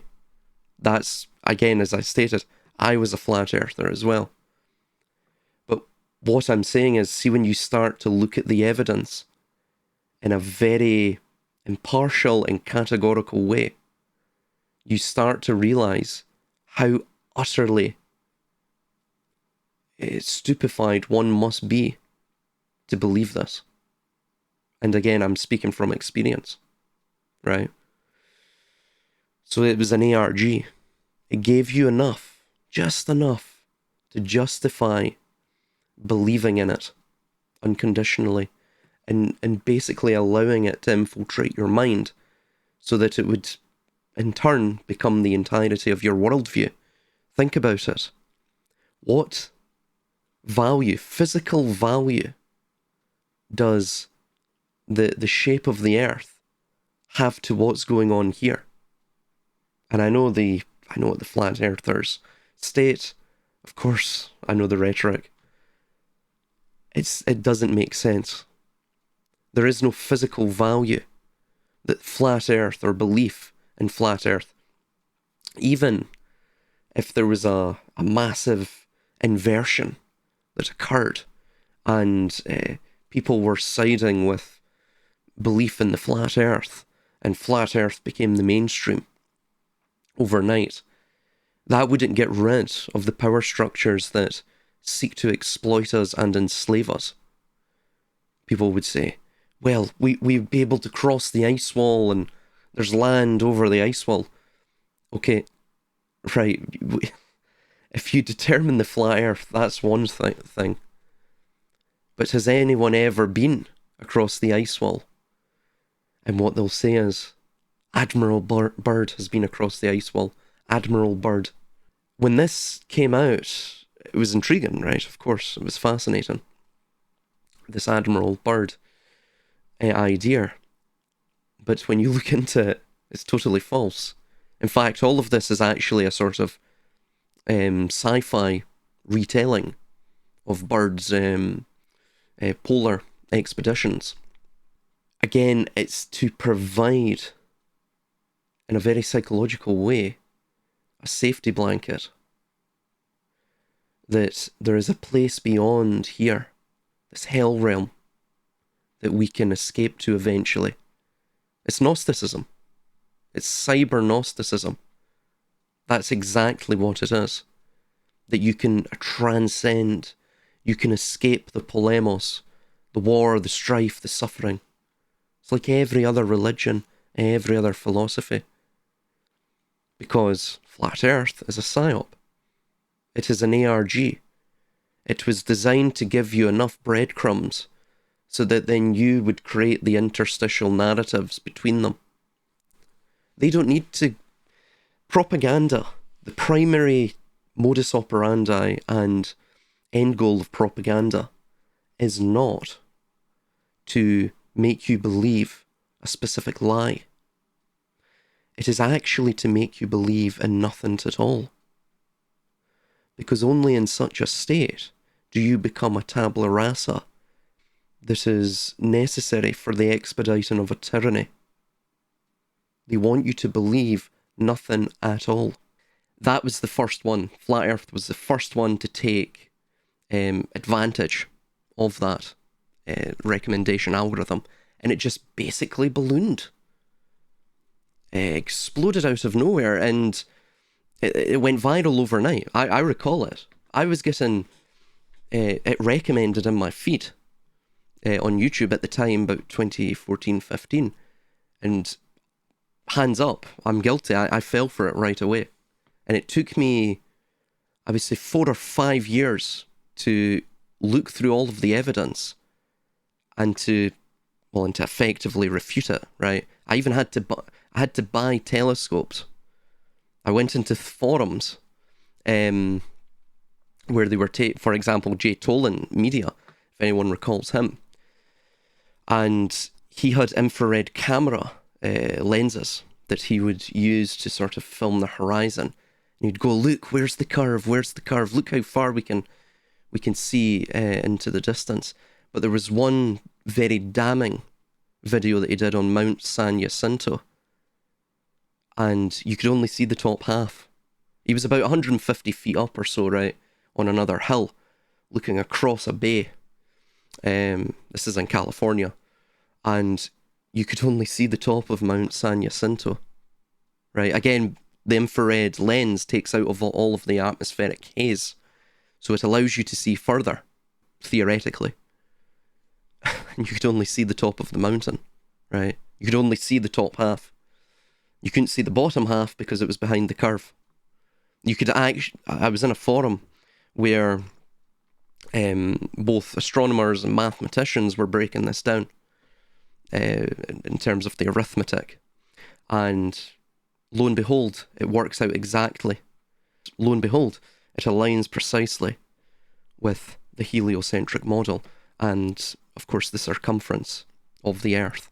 So it took me years to go through all of this. So I don't just believe it because everyone's telling me that I should be a flat earther because the system believes in the globe Earth. So we have to do exactly the opposite of what the system says.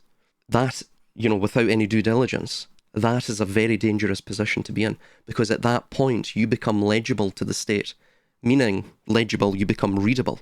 You are a readable human data producing unit. You're instead of a consumer, which consumes data and propaganda and entertainment, you become a prosumer, which is you produce data.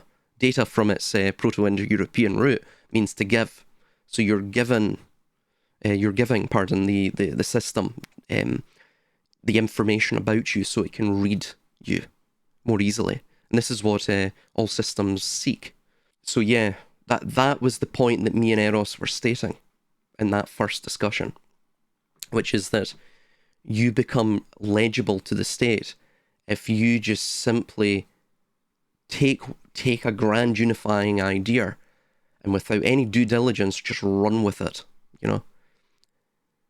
If the system knows that you believe that everything that they do is lies, and that you assume in a sort of foregone conclusion type manner that everything you see from them is fake, everything they say is fake, then they'll start to use that against you, right?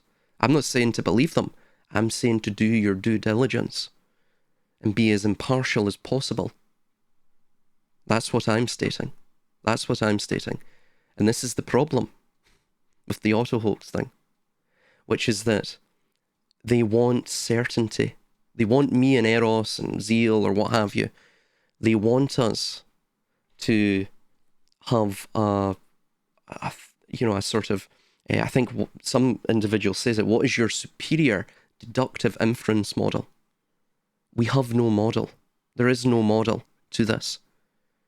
We look at things on an individual basis, and we do our due diligence with it.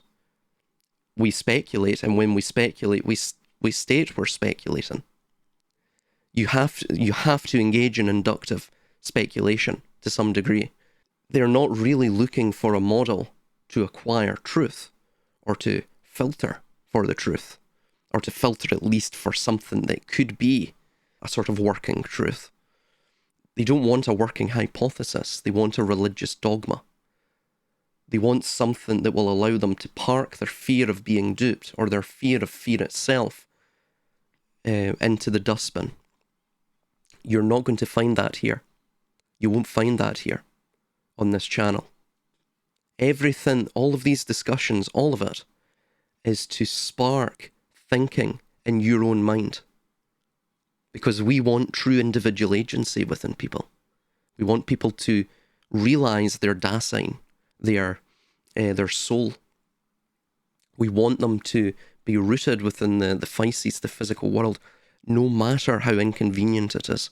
You can't get rid of the suffering of the unknowable or the unknown.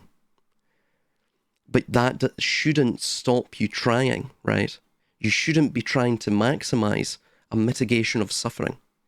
I mean, it's similar, of course, to choppy seas in the midst of a tempest, in the roar of the waves crashing against one's vessel. You don't defeat these waves by turning away from it, by showing it your broadside, because in such a state, in such a position, you will be capsized. In those situations, the captain would steer directly into the wave, because it's only through the kinetic force that one can break the wave and carry on through. It's the same, of course, with a building, right? The building doesn't survive the earthquake by simply resonating with the seismic force. That's one aspect. It survives it by being anchored to the ground, by being the correct height, width, and proportionality to ensure that that correct resonation, so that it will not fall. And moreover, as well, all of both the substructure and superstructure are all tied together vis-a-vis concrete and steel piles. and of course the reinforcement. And that itself creates a singular structure that is rooted into the ground, into the physical dirt. You won't defeat this system by sitting in your air-conditioned room, consuming content and prosuming or producing user-generated data for the system. This, ultimately, the entire conspiracy culture is the parasocial simulation of a revolution. It is not the revolution itself. This is exactly what I'm stating. I actually want the organic, the true organic. You won't find the organic on the screen. Everything you'll find on the screen is a frame of a frame of a frame of a frame of abstractionism. Even my channel itself, even the video you're watching right now, is abstractionism. It is a distraction. I don't want you to watch it. This is for people to sort of give them pardon my French, a boot up the arse. To get out and create physical communities. We have to realise that this system was designed to consume thinkers. It wants to destroy your thinking capabilities, hence why they have AI and all of this. Thus, we cannot think our way out of it. We must act, we must do, we must build our own narratives, our own stories, our own wealth, and our own tribe, and our own personal cunning, and we must come together in the spirit of fellowship, in the spirit of brotherhood. And we must resist. Such should be the grail we are questing after, to become illegible and simultaneously self-sustaining as much as humanly possible. The capacity for creation, defence, and sovereign action are the most precious. And to digress, this brings us on to, of course, that of Dugin and Dugin's traditionalism, which is death by subordination, as opposed to the neoliberal death by assimilation with the biodigital convergence system. So Dugin starts by explicitly identifying the individual as the enemy. He does, again, as I've stated, he wants a return to the ethnos, a collective identity rooted in tradition, spirit, and blood. However, this is very romantic. And while Dugin romantically frames this as organic, as we see if the auto-hoaxer or auto-denialist frame of reference, local communities, that of the Dasein, and the practical reality of resisting the Western biodigital hegemon, this all requires a massive militarized and authoritarian state, e.g. the Eurasian civilizational empires, he calls it, and of course, as we see of the Russian Federation today, for all of its, great strives in this direction and that direction, and its great stoutness in the face of Western hegemony, as the narrative goes. It is still an authoritarian state. It's highly militarized, and of course, it's extremely, massive. It's complex. It's a behemoth. So the mechanism that he puts forth, that of Dugin, to bring this about is state-enforced orthodoxy, militarization, and the subjugation of personal rights to the survival of the civilizational bloc. And the result from this, converse to that of the neoliberal Western view of the all, of the biodigital convergence, is one cannot have a global superpower built on traditionalism without a highly centralized state to enforce it, and to even define what is traditional. So in practical application, the individual is demanded to sacrifice themselves, their ambitions, their rights, and literally their lives. This is what we see in China today with the social credit system, for the survival of the collective. So the individual is destroyed by being crushed under the state, and by the state defining what it means to be, say, Chinese or Russian or Eurasian, in Dugin's view. So ultimately, both systems view the free-thinking, sovereign human being as an obstacle. The biodigital system wants to program the individual, whereas Dugin's system wants to subordinate that individual. So In neither future does the individual ultimately belong to themselves. So ultimately, they will result in the same, no pun intended, convergent state. There will be a concrescence with the two. That's very interesting. Is Yeah.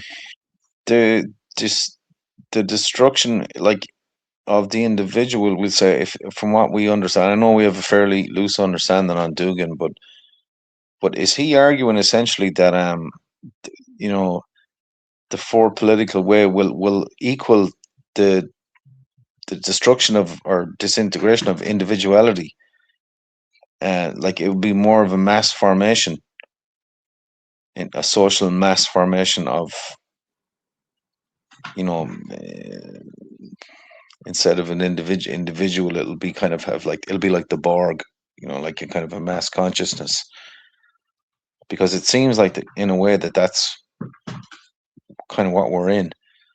That the individuality has been smudged out, and we're into this kind of a mass consciousness that's informed by the chaos of popular media consumption, sort of thing, which is, you know, created this kind of herd instinct, which is, but maybe on the upper echelons, on the power structure, of which Dugan is evidently a component, they will still retain their individuality.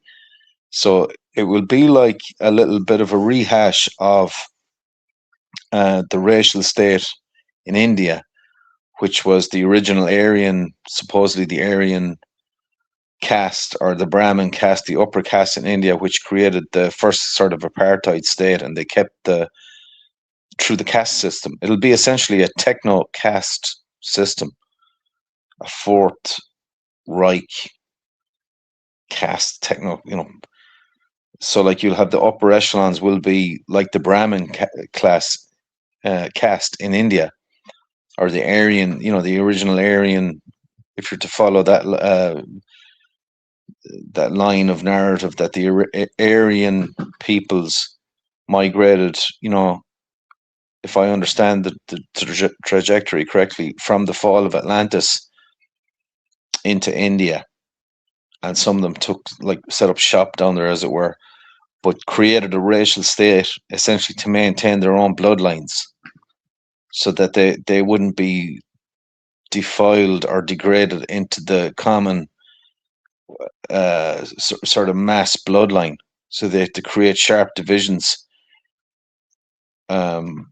for a period of time to maintain themselves, and they did this through ritual, and through caste, and through religion, and the use of mythology, and you know, sharp kind of social laws and stigmas, and you know, emotional things like pride and shame, and these kinds of things. Like, so it sounds like that again is what we're heading into. But the creation of this new caste, the new Aryans are kind of coming out of the Judeo-Bolshevik, Russian, Chinese, you know, Brazilian, Indian, Pakistani melting pot. It's been forged out of what was at the bottom of we'll say, the British Empire, from probably from the ancient Aryan times up through to the East India Company. You had a subjugation, and through the empire, from John Dee, through the use of the cartography, and then you had a vast technological boot down on those nations. But whereas it seems now that, well, from what I understand with Dugan, that his vision is of a kind of a, I think he calls it Eurasia or Eurussia, or he's some term on it. Yeah, Eurasia, the Eurasian civilization. Yeah. Yeah. So he has a vision of that new future where they arise out of, like, that the West is rotten. And you see this narrative a lot in Russia, like, that the West, and Trump is actually the manifestation of this. He's the manifestation of the rot in the West. He's the cancer, the final you know, the lump on the breast of what was the West, like, you know. He's the rotten fruit. So like they have a perfect sort of a moral ground to maintain their to justify their own narratives, like, because how can you, like, it's there to be seen, for all to be seen. A decaying West and a corrupt king who should, and a West that has been destroyed by liberal narratives, and it's confused. It doesn't know if it's a man or a woman anymore. Even the most basic, it has completely sort of collapsed in on itself, like, you know. So, but anyway, that's a bit of a wandering kind of thought pattern, but You're totally on point with that, though. This, you know, everything you're seeing in the West, it's not just the politics. I mean, the system itself, it's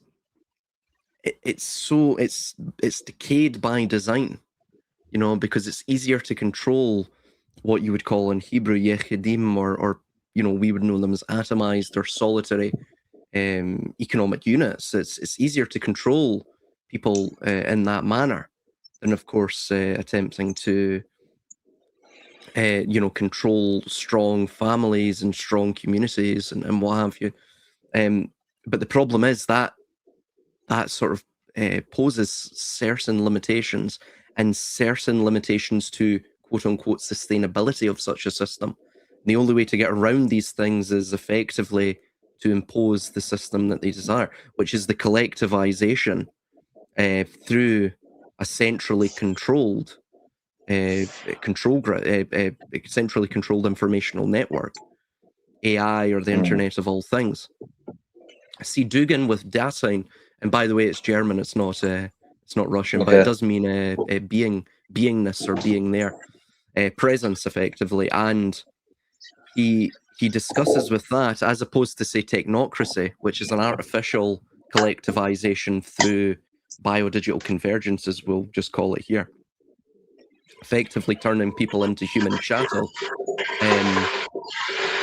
The Dasein, or the fourth way, is that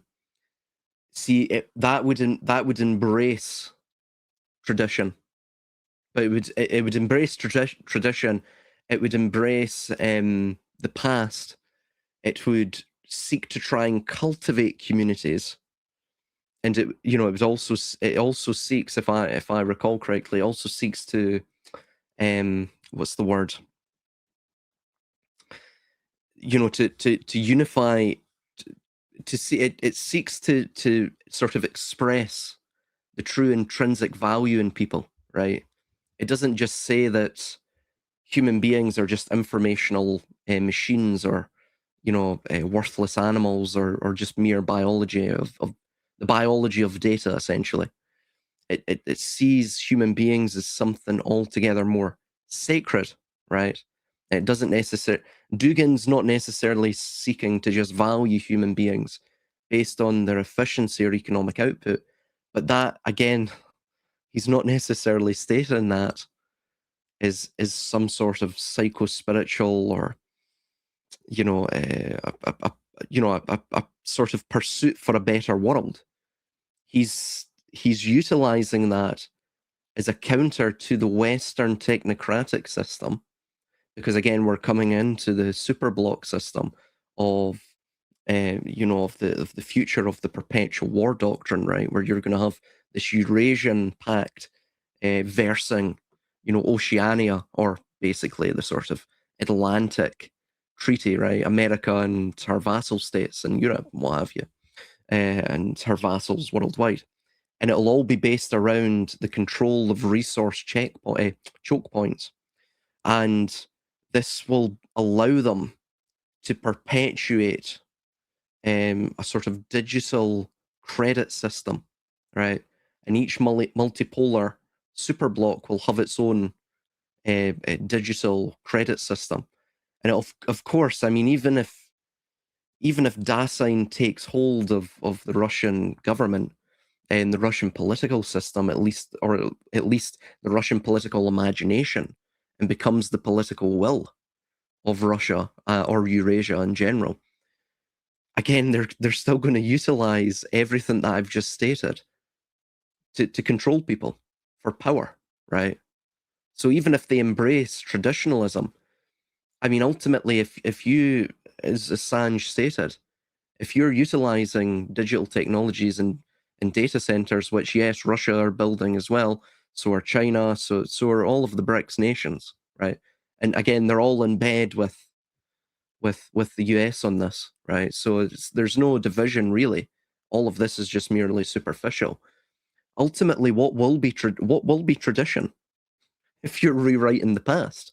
If you can retroactively rewrite history, books, what manuscripts, what have you, and to the point where individuals are so benumbed by AI slop that they can't tell the difference between a real document and one that's that has been generated by AI or an LLM. I mean, it doesn't really matter at that point.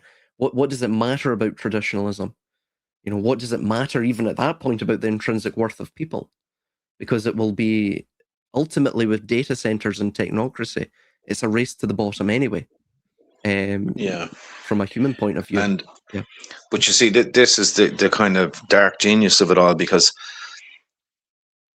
on the one hand, like, you're destroying individualism in the West. You've kind of manufactured a kind of the herd instinct over the individual, as it were, over the individual will. And at the same, so you're dumbing everything down, and whatever lifeblood or life force was left in the innovative imagination of the West is stored on the data centers. So at the same time, you're stupefying the place, you're pillaging the remaining life force. You have a direct line into like an IV line into the creative force of the West. You've hooked into the blood supply, and you were just basically bleeding the place dry. So any innovation, you can fuel it out of the West and into whatever entity you want, including, the fourth political ideology, or Eurasia, or whichever. So you can just literally, it's like they used to take fuel out of one fuel tank into another, siphon. You just siphon it out, and so you can see the inevitable. Like, it's going to implode, and corrode and decay. Here's something as well, right? We also in Britain, several centuries ago, before we started our whole empire, supposedly, we didn't really. I mean, it was all designed by a transnational capital elite, but it's about as it's about as British as I don't know, what have you, right? Or it's about the Federal Reserve isn't federal, so on and so forth, right? But that besides that, we had what was called British Israelitism, and what this injected into the British psyche, I guess you could call it the social or political imagination of the British, is that we were superior to every single other nation known to man, right? And that we had a destiny to conquer the world, that we were the Israelites, the chosen people, that we were actually crafting the New Jerusalem vis-a-vis this imperial project. We were a people chosen by God. So all of these things, right? Of course, America went through the same thing. It was called Manifest Destiny. It's this. You'll find these things. This is the same. Again, these things aren't necessarily natural. They're not organic, but they're perceived as such, right? And these are blueprints to effectively, it's to kickstart the pioneering sort of outburst phase of the empire. And then as the empire ages, it eventually decays, and it dies, and what have you, right? And you eventually, right at the end, you get hyper rationality, which effectively deconstructs everything. It's what I call terminal discernment. It just everything becomes a deconstruction. In fact, the conspiracy theorist culture is an outgrowth of this hyper rationality. It's to the point now where we've deconstructed God and all of that. We're now deconstructing our own cultures, and of course, this is being aided by the transnational capital elite. But that effectively, that's what the fourth political theory of Dugin is. It's a reason for the Russians to have this sort of political imagination, this political will, this outburst phase of what will be potentially an emergent nascent empire that you're seeing, right? Or at least superpower. And that's why Russia can lose 200,000 troops, soldiers in Ukraine, and not bat an eyelid. I mean, could you imagine in America, or even even Britain losing almost 250,000?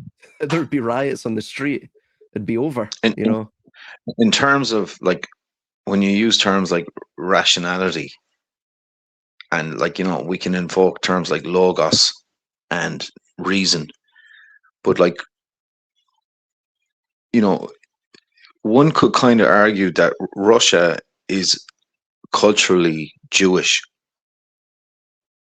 I make a very strong argument that, and that's not a disrespect to Judaism per se. It might be like saying there's places in London, for example, that are culturally Jamaican. And it's no dig at the Jamaican people. It's just that if you went to that place in London, you would be surrounded by Jamaicans, Jamaican music, Jamaican food, artwork, clothing, dress sense, etc., and maybe Rasta religion or whatever. So I'm sure you could make the argument for some place in London would be culturally Jamaican. But I think similarly, you could make the argument that Russia is culturally Jewish after the Bolshevik revolution and the subsequent collapse of that social organization, and then the resurgence of a sort of corporate, kind of a, how would you say it, billionaire class who were tied in with the old money, which was a large part of it was Jewish. So like the complexity of it all is that, and this is getting into, I suppose, racism in its true form, in its truest form, was this concept that the original Aryan or European or Western peoples, that the innovative spirit of technological kind of creation and the engineering, the vision to build and create new things and move forward, the designs from anything from engines to atomic weapons were essentially on the drawing boards of Western innovators. Anyone from Tesla, through to like most of the anyone who was in Operation Paperclip, who was taken over from Germany to USA after the war. So there was the lifeblood of invention really was European American, but probably arguably largely European. And within Europe, I think it had perhaps one of its greatest manifestations in Germany.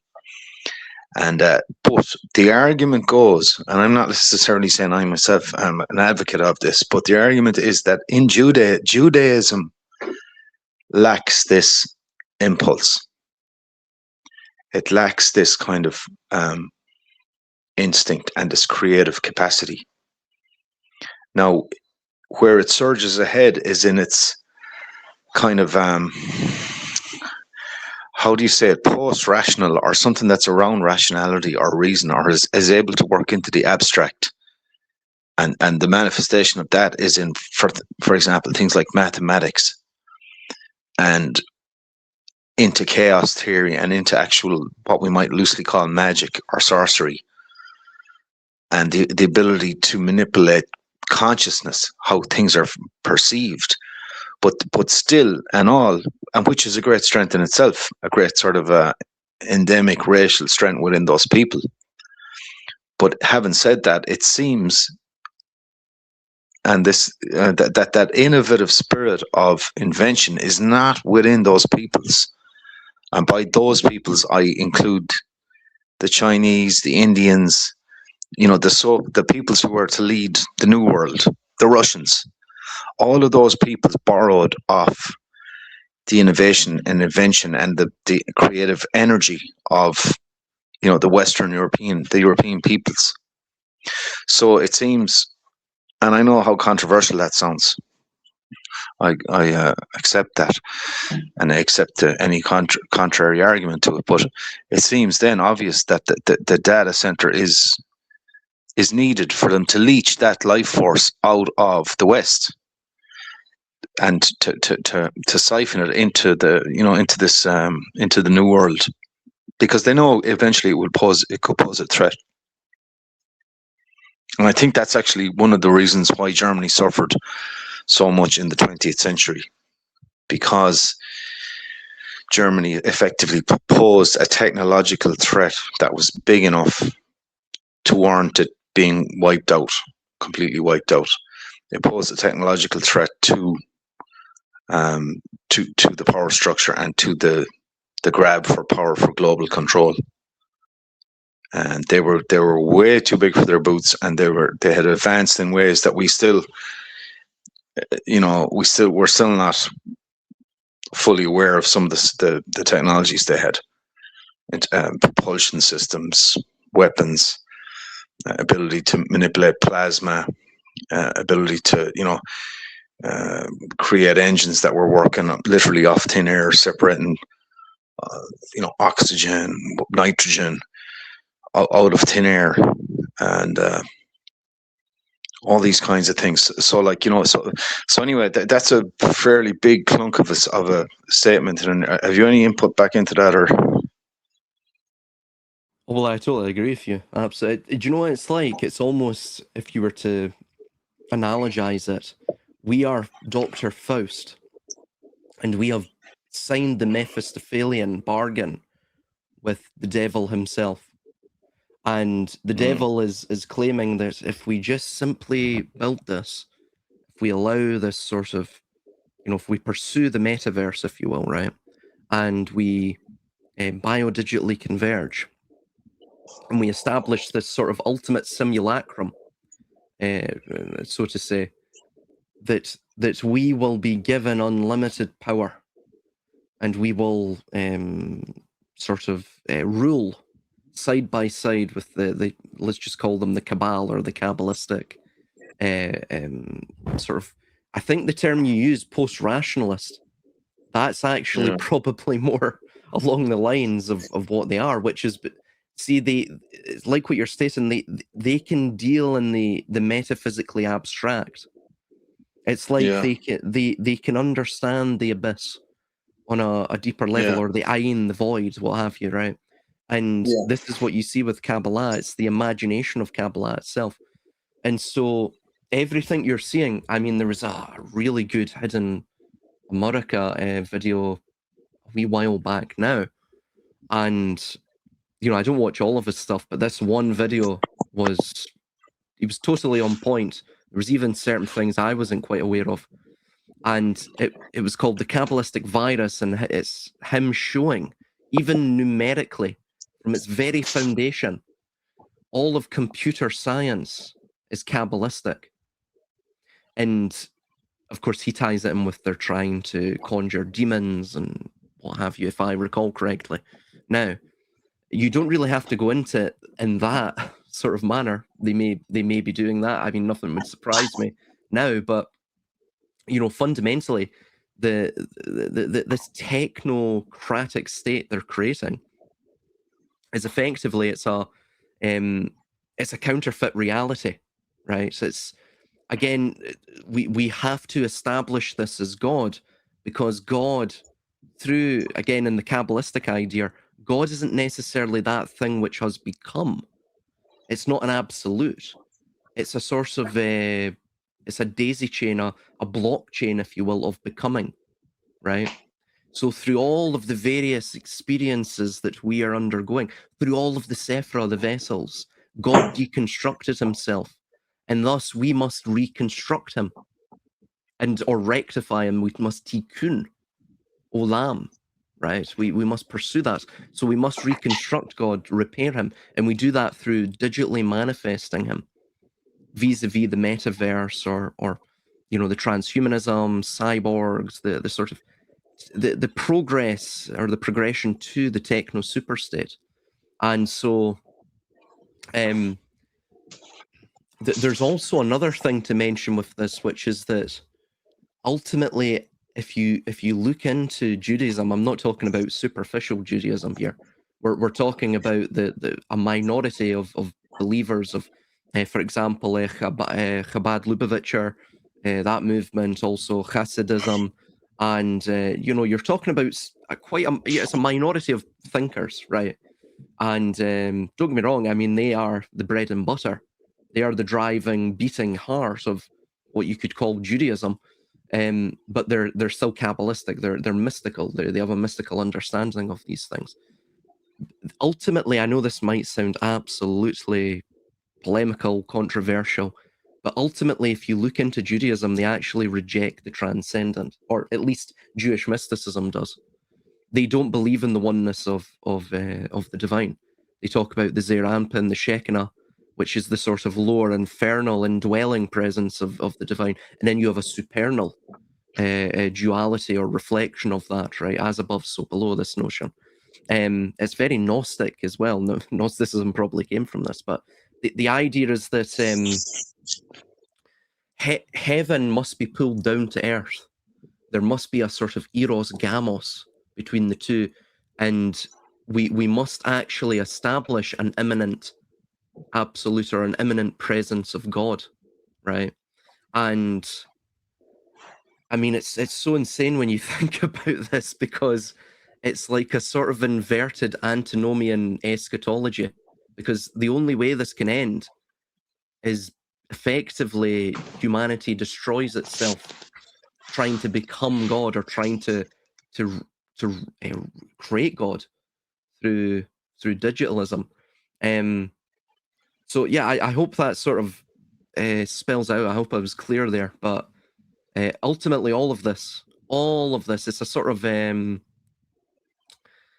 it's like a hypostatic union. It's like they want a union between the divine and man, but that itself must be done through digitalism, because it must be controlled by them. Because again, in Kabbalah, we are not below God. We are actually the deconstruction of God, right? God, remember, the tree was created from the canopy downwards. We're at the root right now, Malkuth, and we must, this is the Shekinah, we must awaken the Shekinah, the divine soul, right, of mankind, and we must collect the divine sparks, and we must recreate God. We must repair God. And yeah, I mean, it's ultimately a rejection of the transcendent. I mean, even in the Torah, it states this. In the Torah, ultimately, even you don't even have to look into the apocryphal works. It discusses this idea that effectively Yahweh gave the earth to the Israelites, right? And that he gave them over, he gave over to them cities that they did not build, vineyards that they did not plant. This ties in with what you were mentioning. Even technologies, I guess, that they are tools that they did not craft or forge. So, and also it discusses as well that Yahweh, which is interesting because Yahweh's almost given humanistic qualities. I forget the chapter and verse. I'll get it when you make comment on this, but it discusses Yahweh going into the nations like another bird goes into as a magpie goes into another bird's nest, sort of pilfering from it.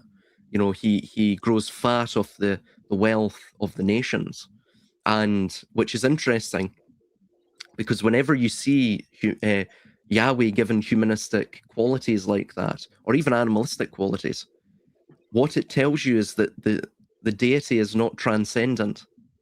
that what this deity actually is effectively an amalgam of the spiritual destiny.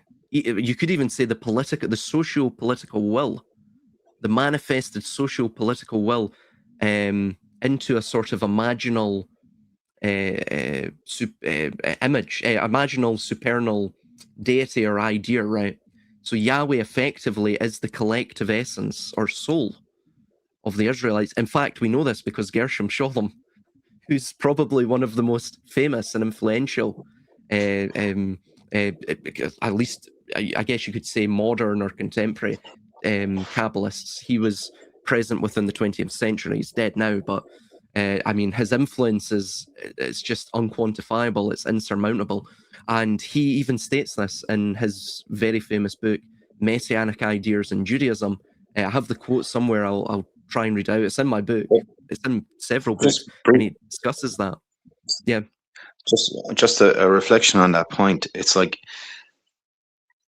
as you said, Yahweh is the messianic manifestation of the will, the socio-political will of Judaism.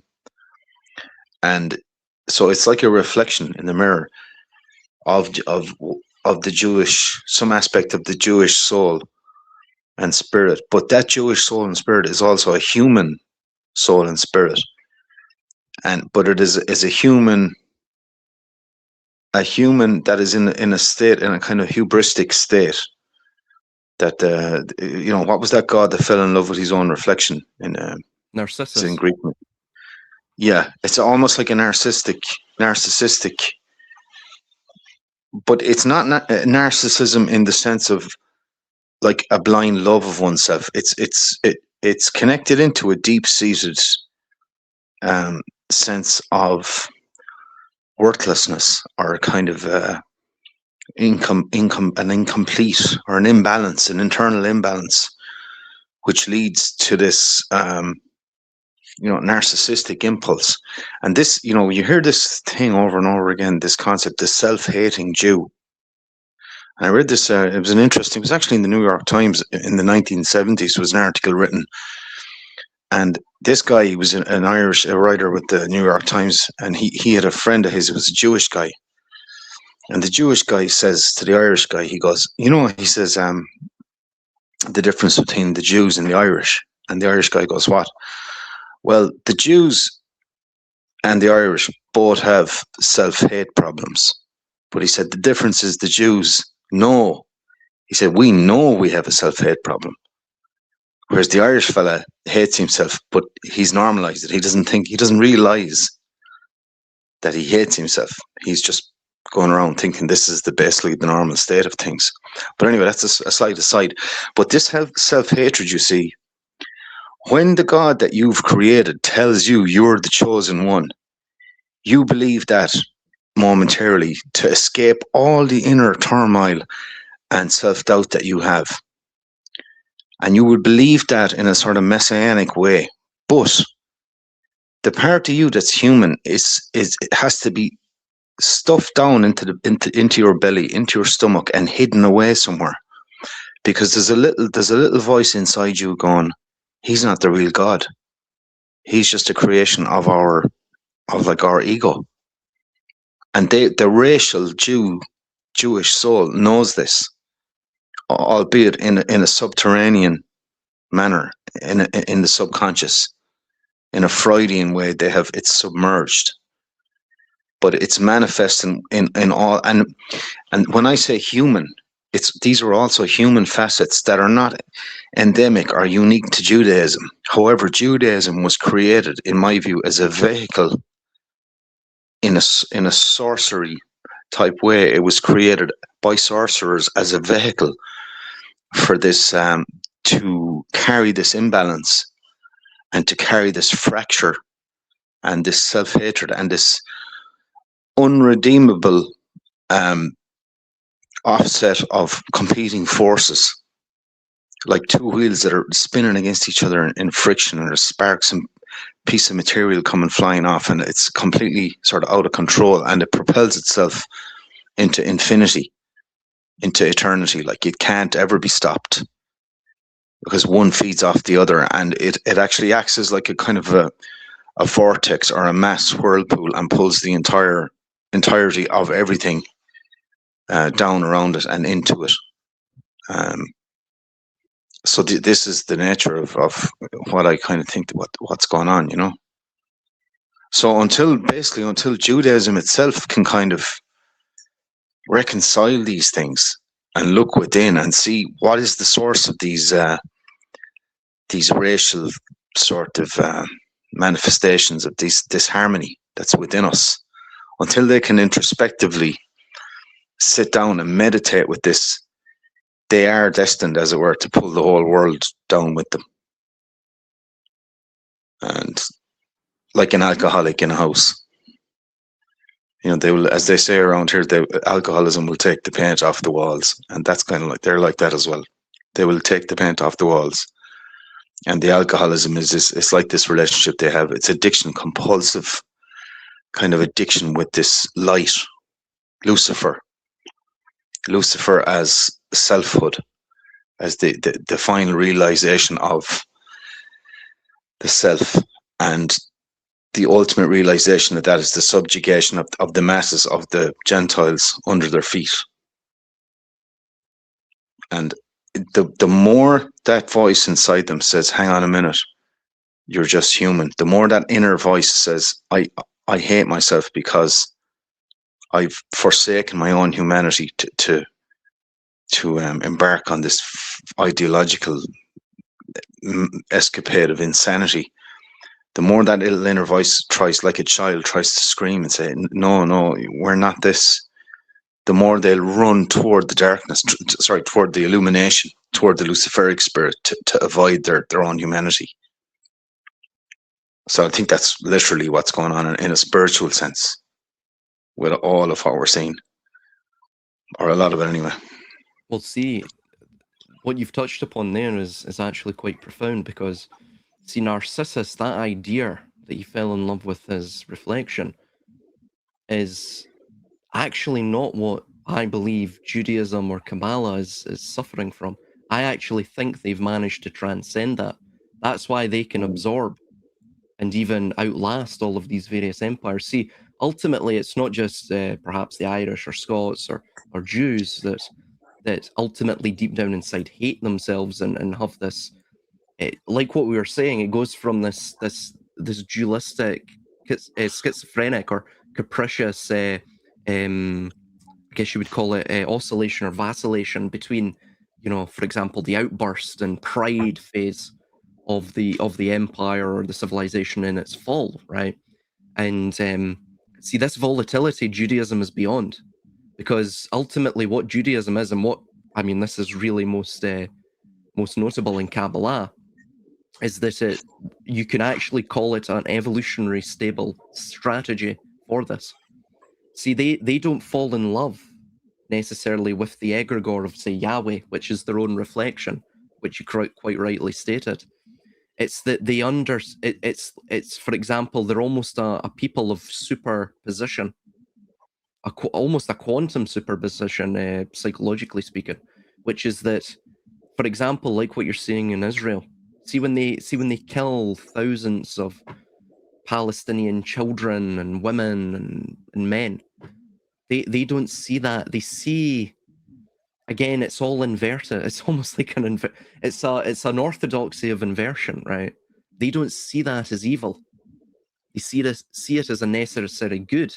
In fact, there was a statement by, I think it was Golda Meir, where she stated that we can forgive you killing Hebrew children. This is to obviously the Palestinians. We can forgive you killing Hebrew children, but we can never forgive you forcing us to kill your children. You know, so this is the sort of mentality you've got there. Yeah. And people say that is evil, it's terrible. But no, if you look at it just purely as black and white, sort of a binary, right, a numbers game, if you will, a strategic sort of outlook of it. And I know this will be fairly morbid and lacking of empathy, but, you know, just for argument's sake here, that's actually an evolutionary stable strategy, because what you do is you actually sort of insulate yourself from any potential collective, or not necessarily individual, but collective negative effect that may have upon the tradition of Judaism or Kabbalah, right? And you also have other concepts in Kabbalah, for example, the bread of shame, which is the Nahama de Kusufa, which is in Lurianic Kabbalah. It refers to the idea that receiving an unearned sustenance or spiritual enlightenment, again, like bread given freely without effort, can induce a sense of shame in the recipient. So there's almost an idea that you have to suffer, you have to go through pain to get the spiritual reward, right? So that's there. It's almost they don't view it in Western morality terms. Again, there's this Mossad agent that mentioned, don't you, he was asked by a Western journalist or something, don't you feel bad about all of, what you're doing, what you're perpetrating? And he goes, we are not burdened by Western morality. And ultimately what he means is they are working on a much Ted more Bundy stable level. You could call it Ted Bundy level, but it's not necessarily higher. It's not good. It's not morally good. I want to stress that. But it creates, in the long term, a more stable society, or a more stable grouping of people, at least internally speaking. Externally, like what you're saying, eventually if this continues, it'll bring down the entire world, right? Because everything you're seeing with the data centers is ultimately pursuant to an occult or Kabbalistic aim, which is effectively the Adam Kadmon. They want to bring us back to the primordial state of man, this sort of prima materia, where we become all children of the void. But yeah. On a final note, and I must kind of leave it on this, but I suspect that in the same way that when Russia was done with, Russia was collapsed, and when the British Empire was done with, England was collapsed, and now we're seeing America being the footman of the runners for Israel.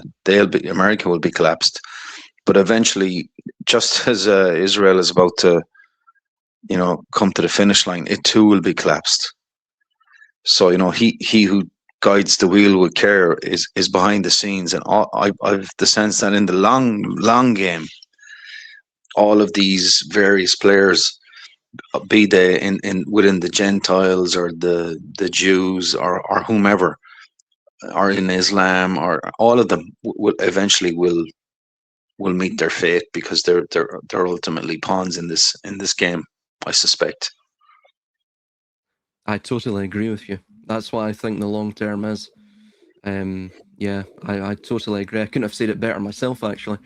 But yeah, that's ultimately what it's all about. It's like we were saying, Israel is just another Kelipol or Kalim, and you're going to have at the end of every age, even on the grander cycles, a Shevrat HaKalim, which is this breaking of the vessels, fundamentally, and nothing can last forever. And there's no expectation of flawlessness in the system, any vessel within the system,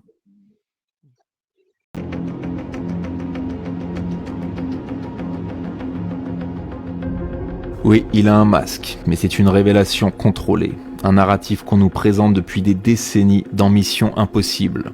Des masques, des doubles, des imposteurs. Pour une normalisation progressive. Même scénario avec Jim Carrey. We all wear masks. Parce que cette année, ils officialisent les anomalies pour un éveil contrôlé. Et le jeu de cartes Illuminati de 1995 avait déjà tout encodé. Imposteur. Cabale démasquée. Tentative d'assassinat. Donald Trump. Fausse pandémie. Quarantaine. Adrénochrome. NASA en studio. Stop lying, stop acting. Fausse conquête spatiale. We all never went to space. OVNI. Manipulation climatique. 11 septembre, Pentagone et Tour Jumelle. Tous ces événements sont codés pour créer la confusion maximale, et le but est de te pousser à quitter ton corps biologique, à te faire assimiler par ces entités qu'on appelait jeans ou archontes. Mais aujourd'hui, il s'agit de la Silicon Valley, de l'intelligence artificielle, de Neuralink, parce que l'invasion extraterrestre n'est pas extérieure, elle est intérieure. Et le pire, c'est que tu finances toi-même ta propre disparition.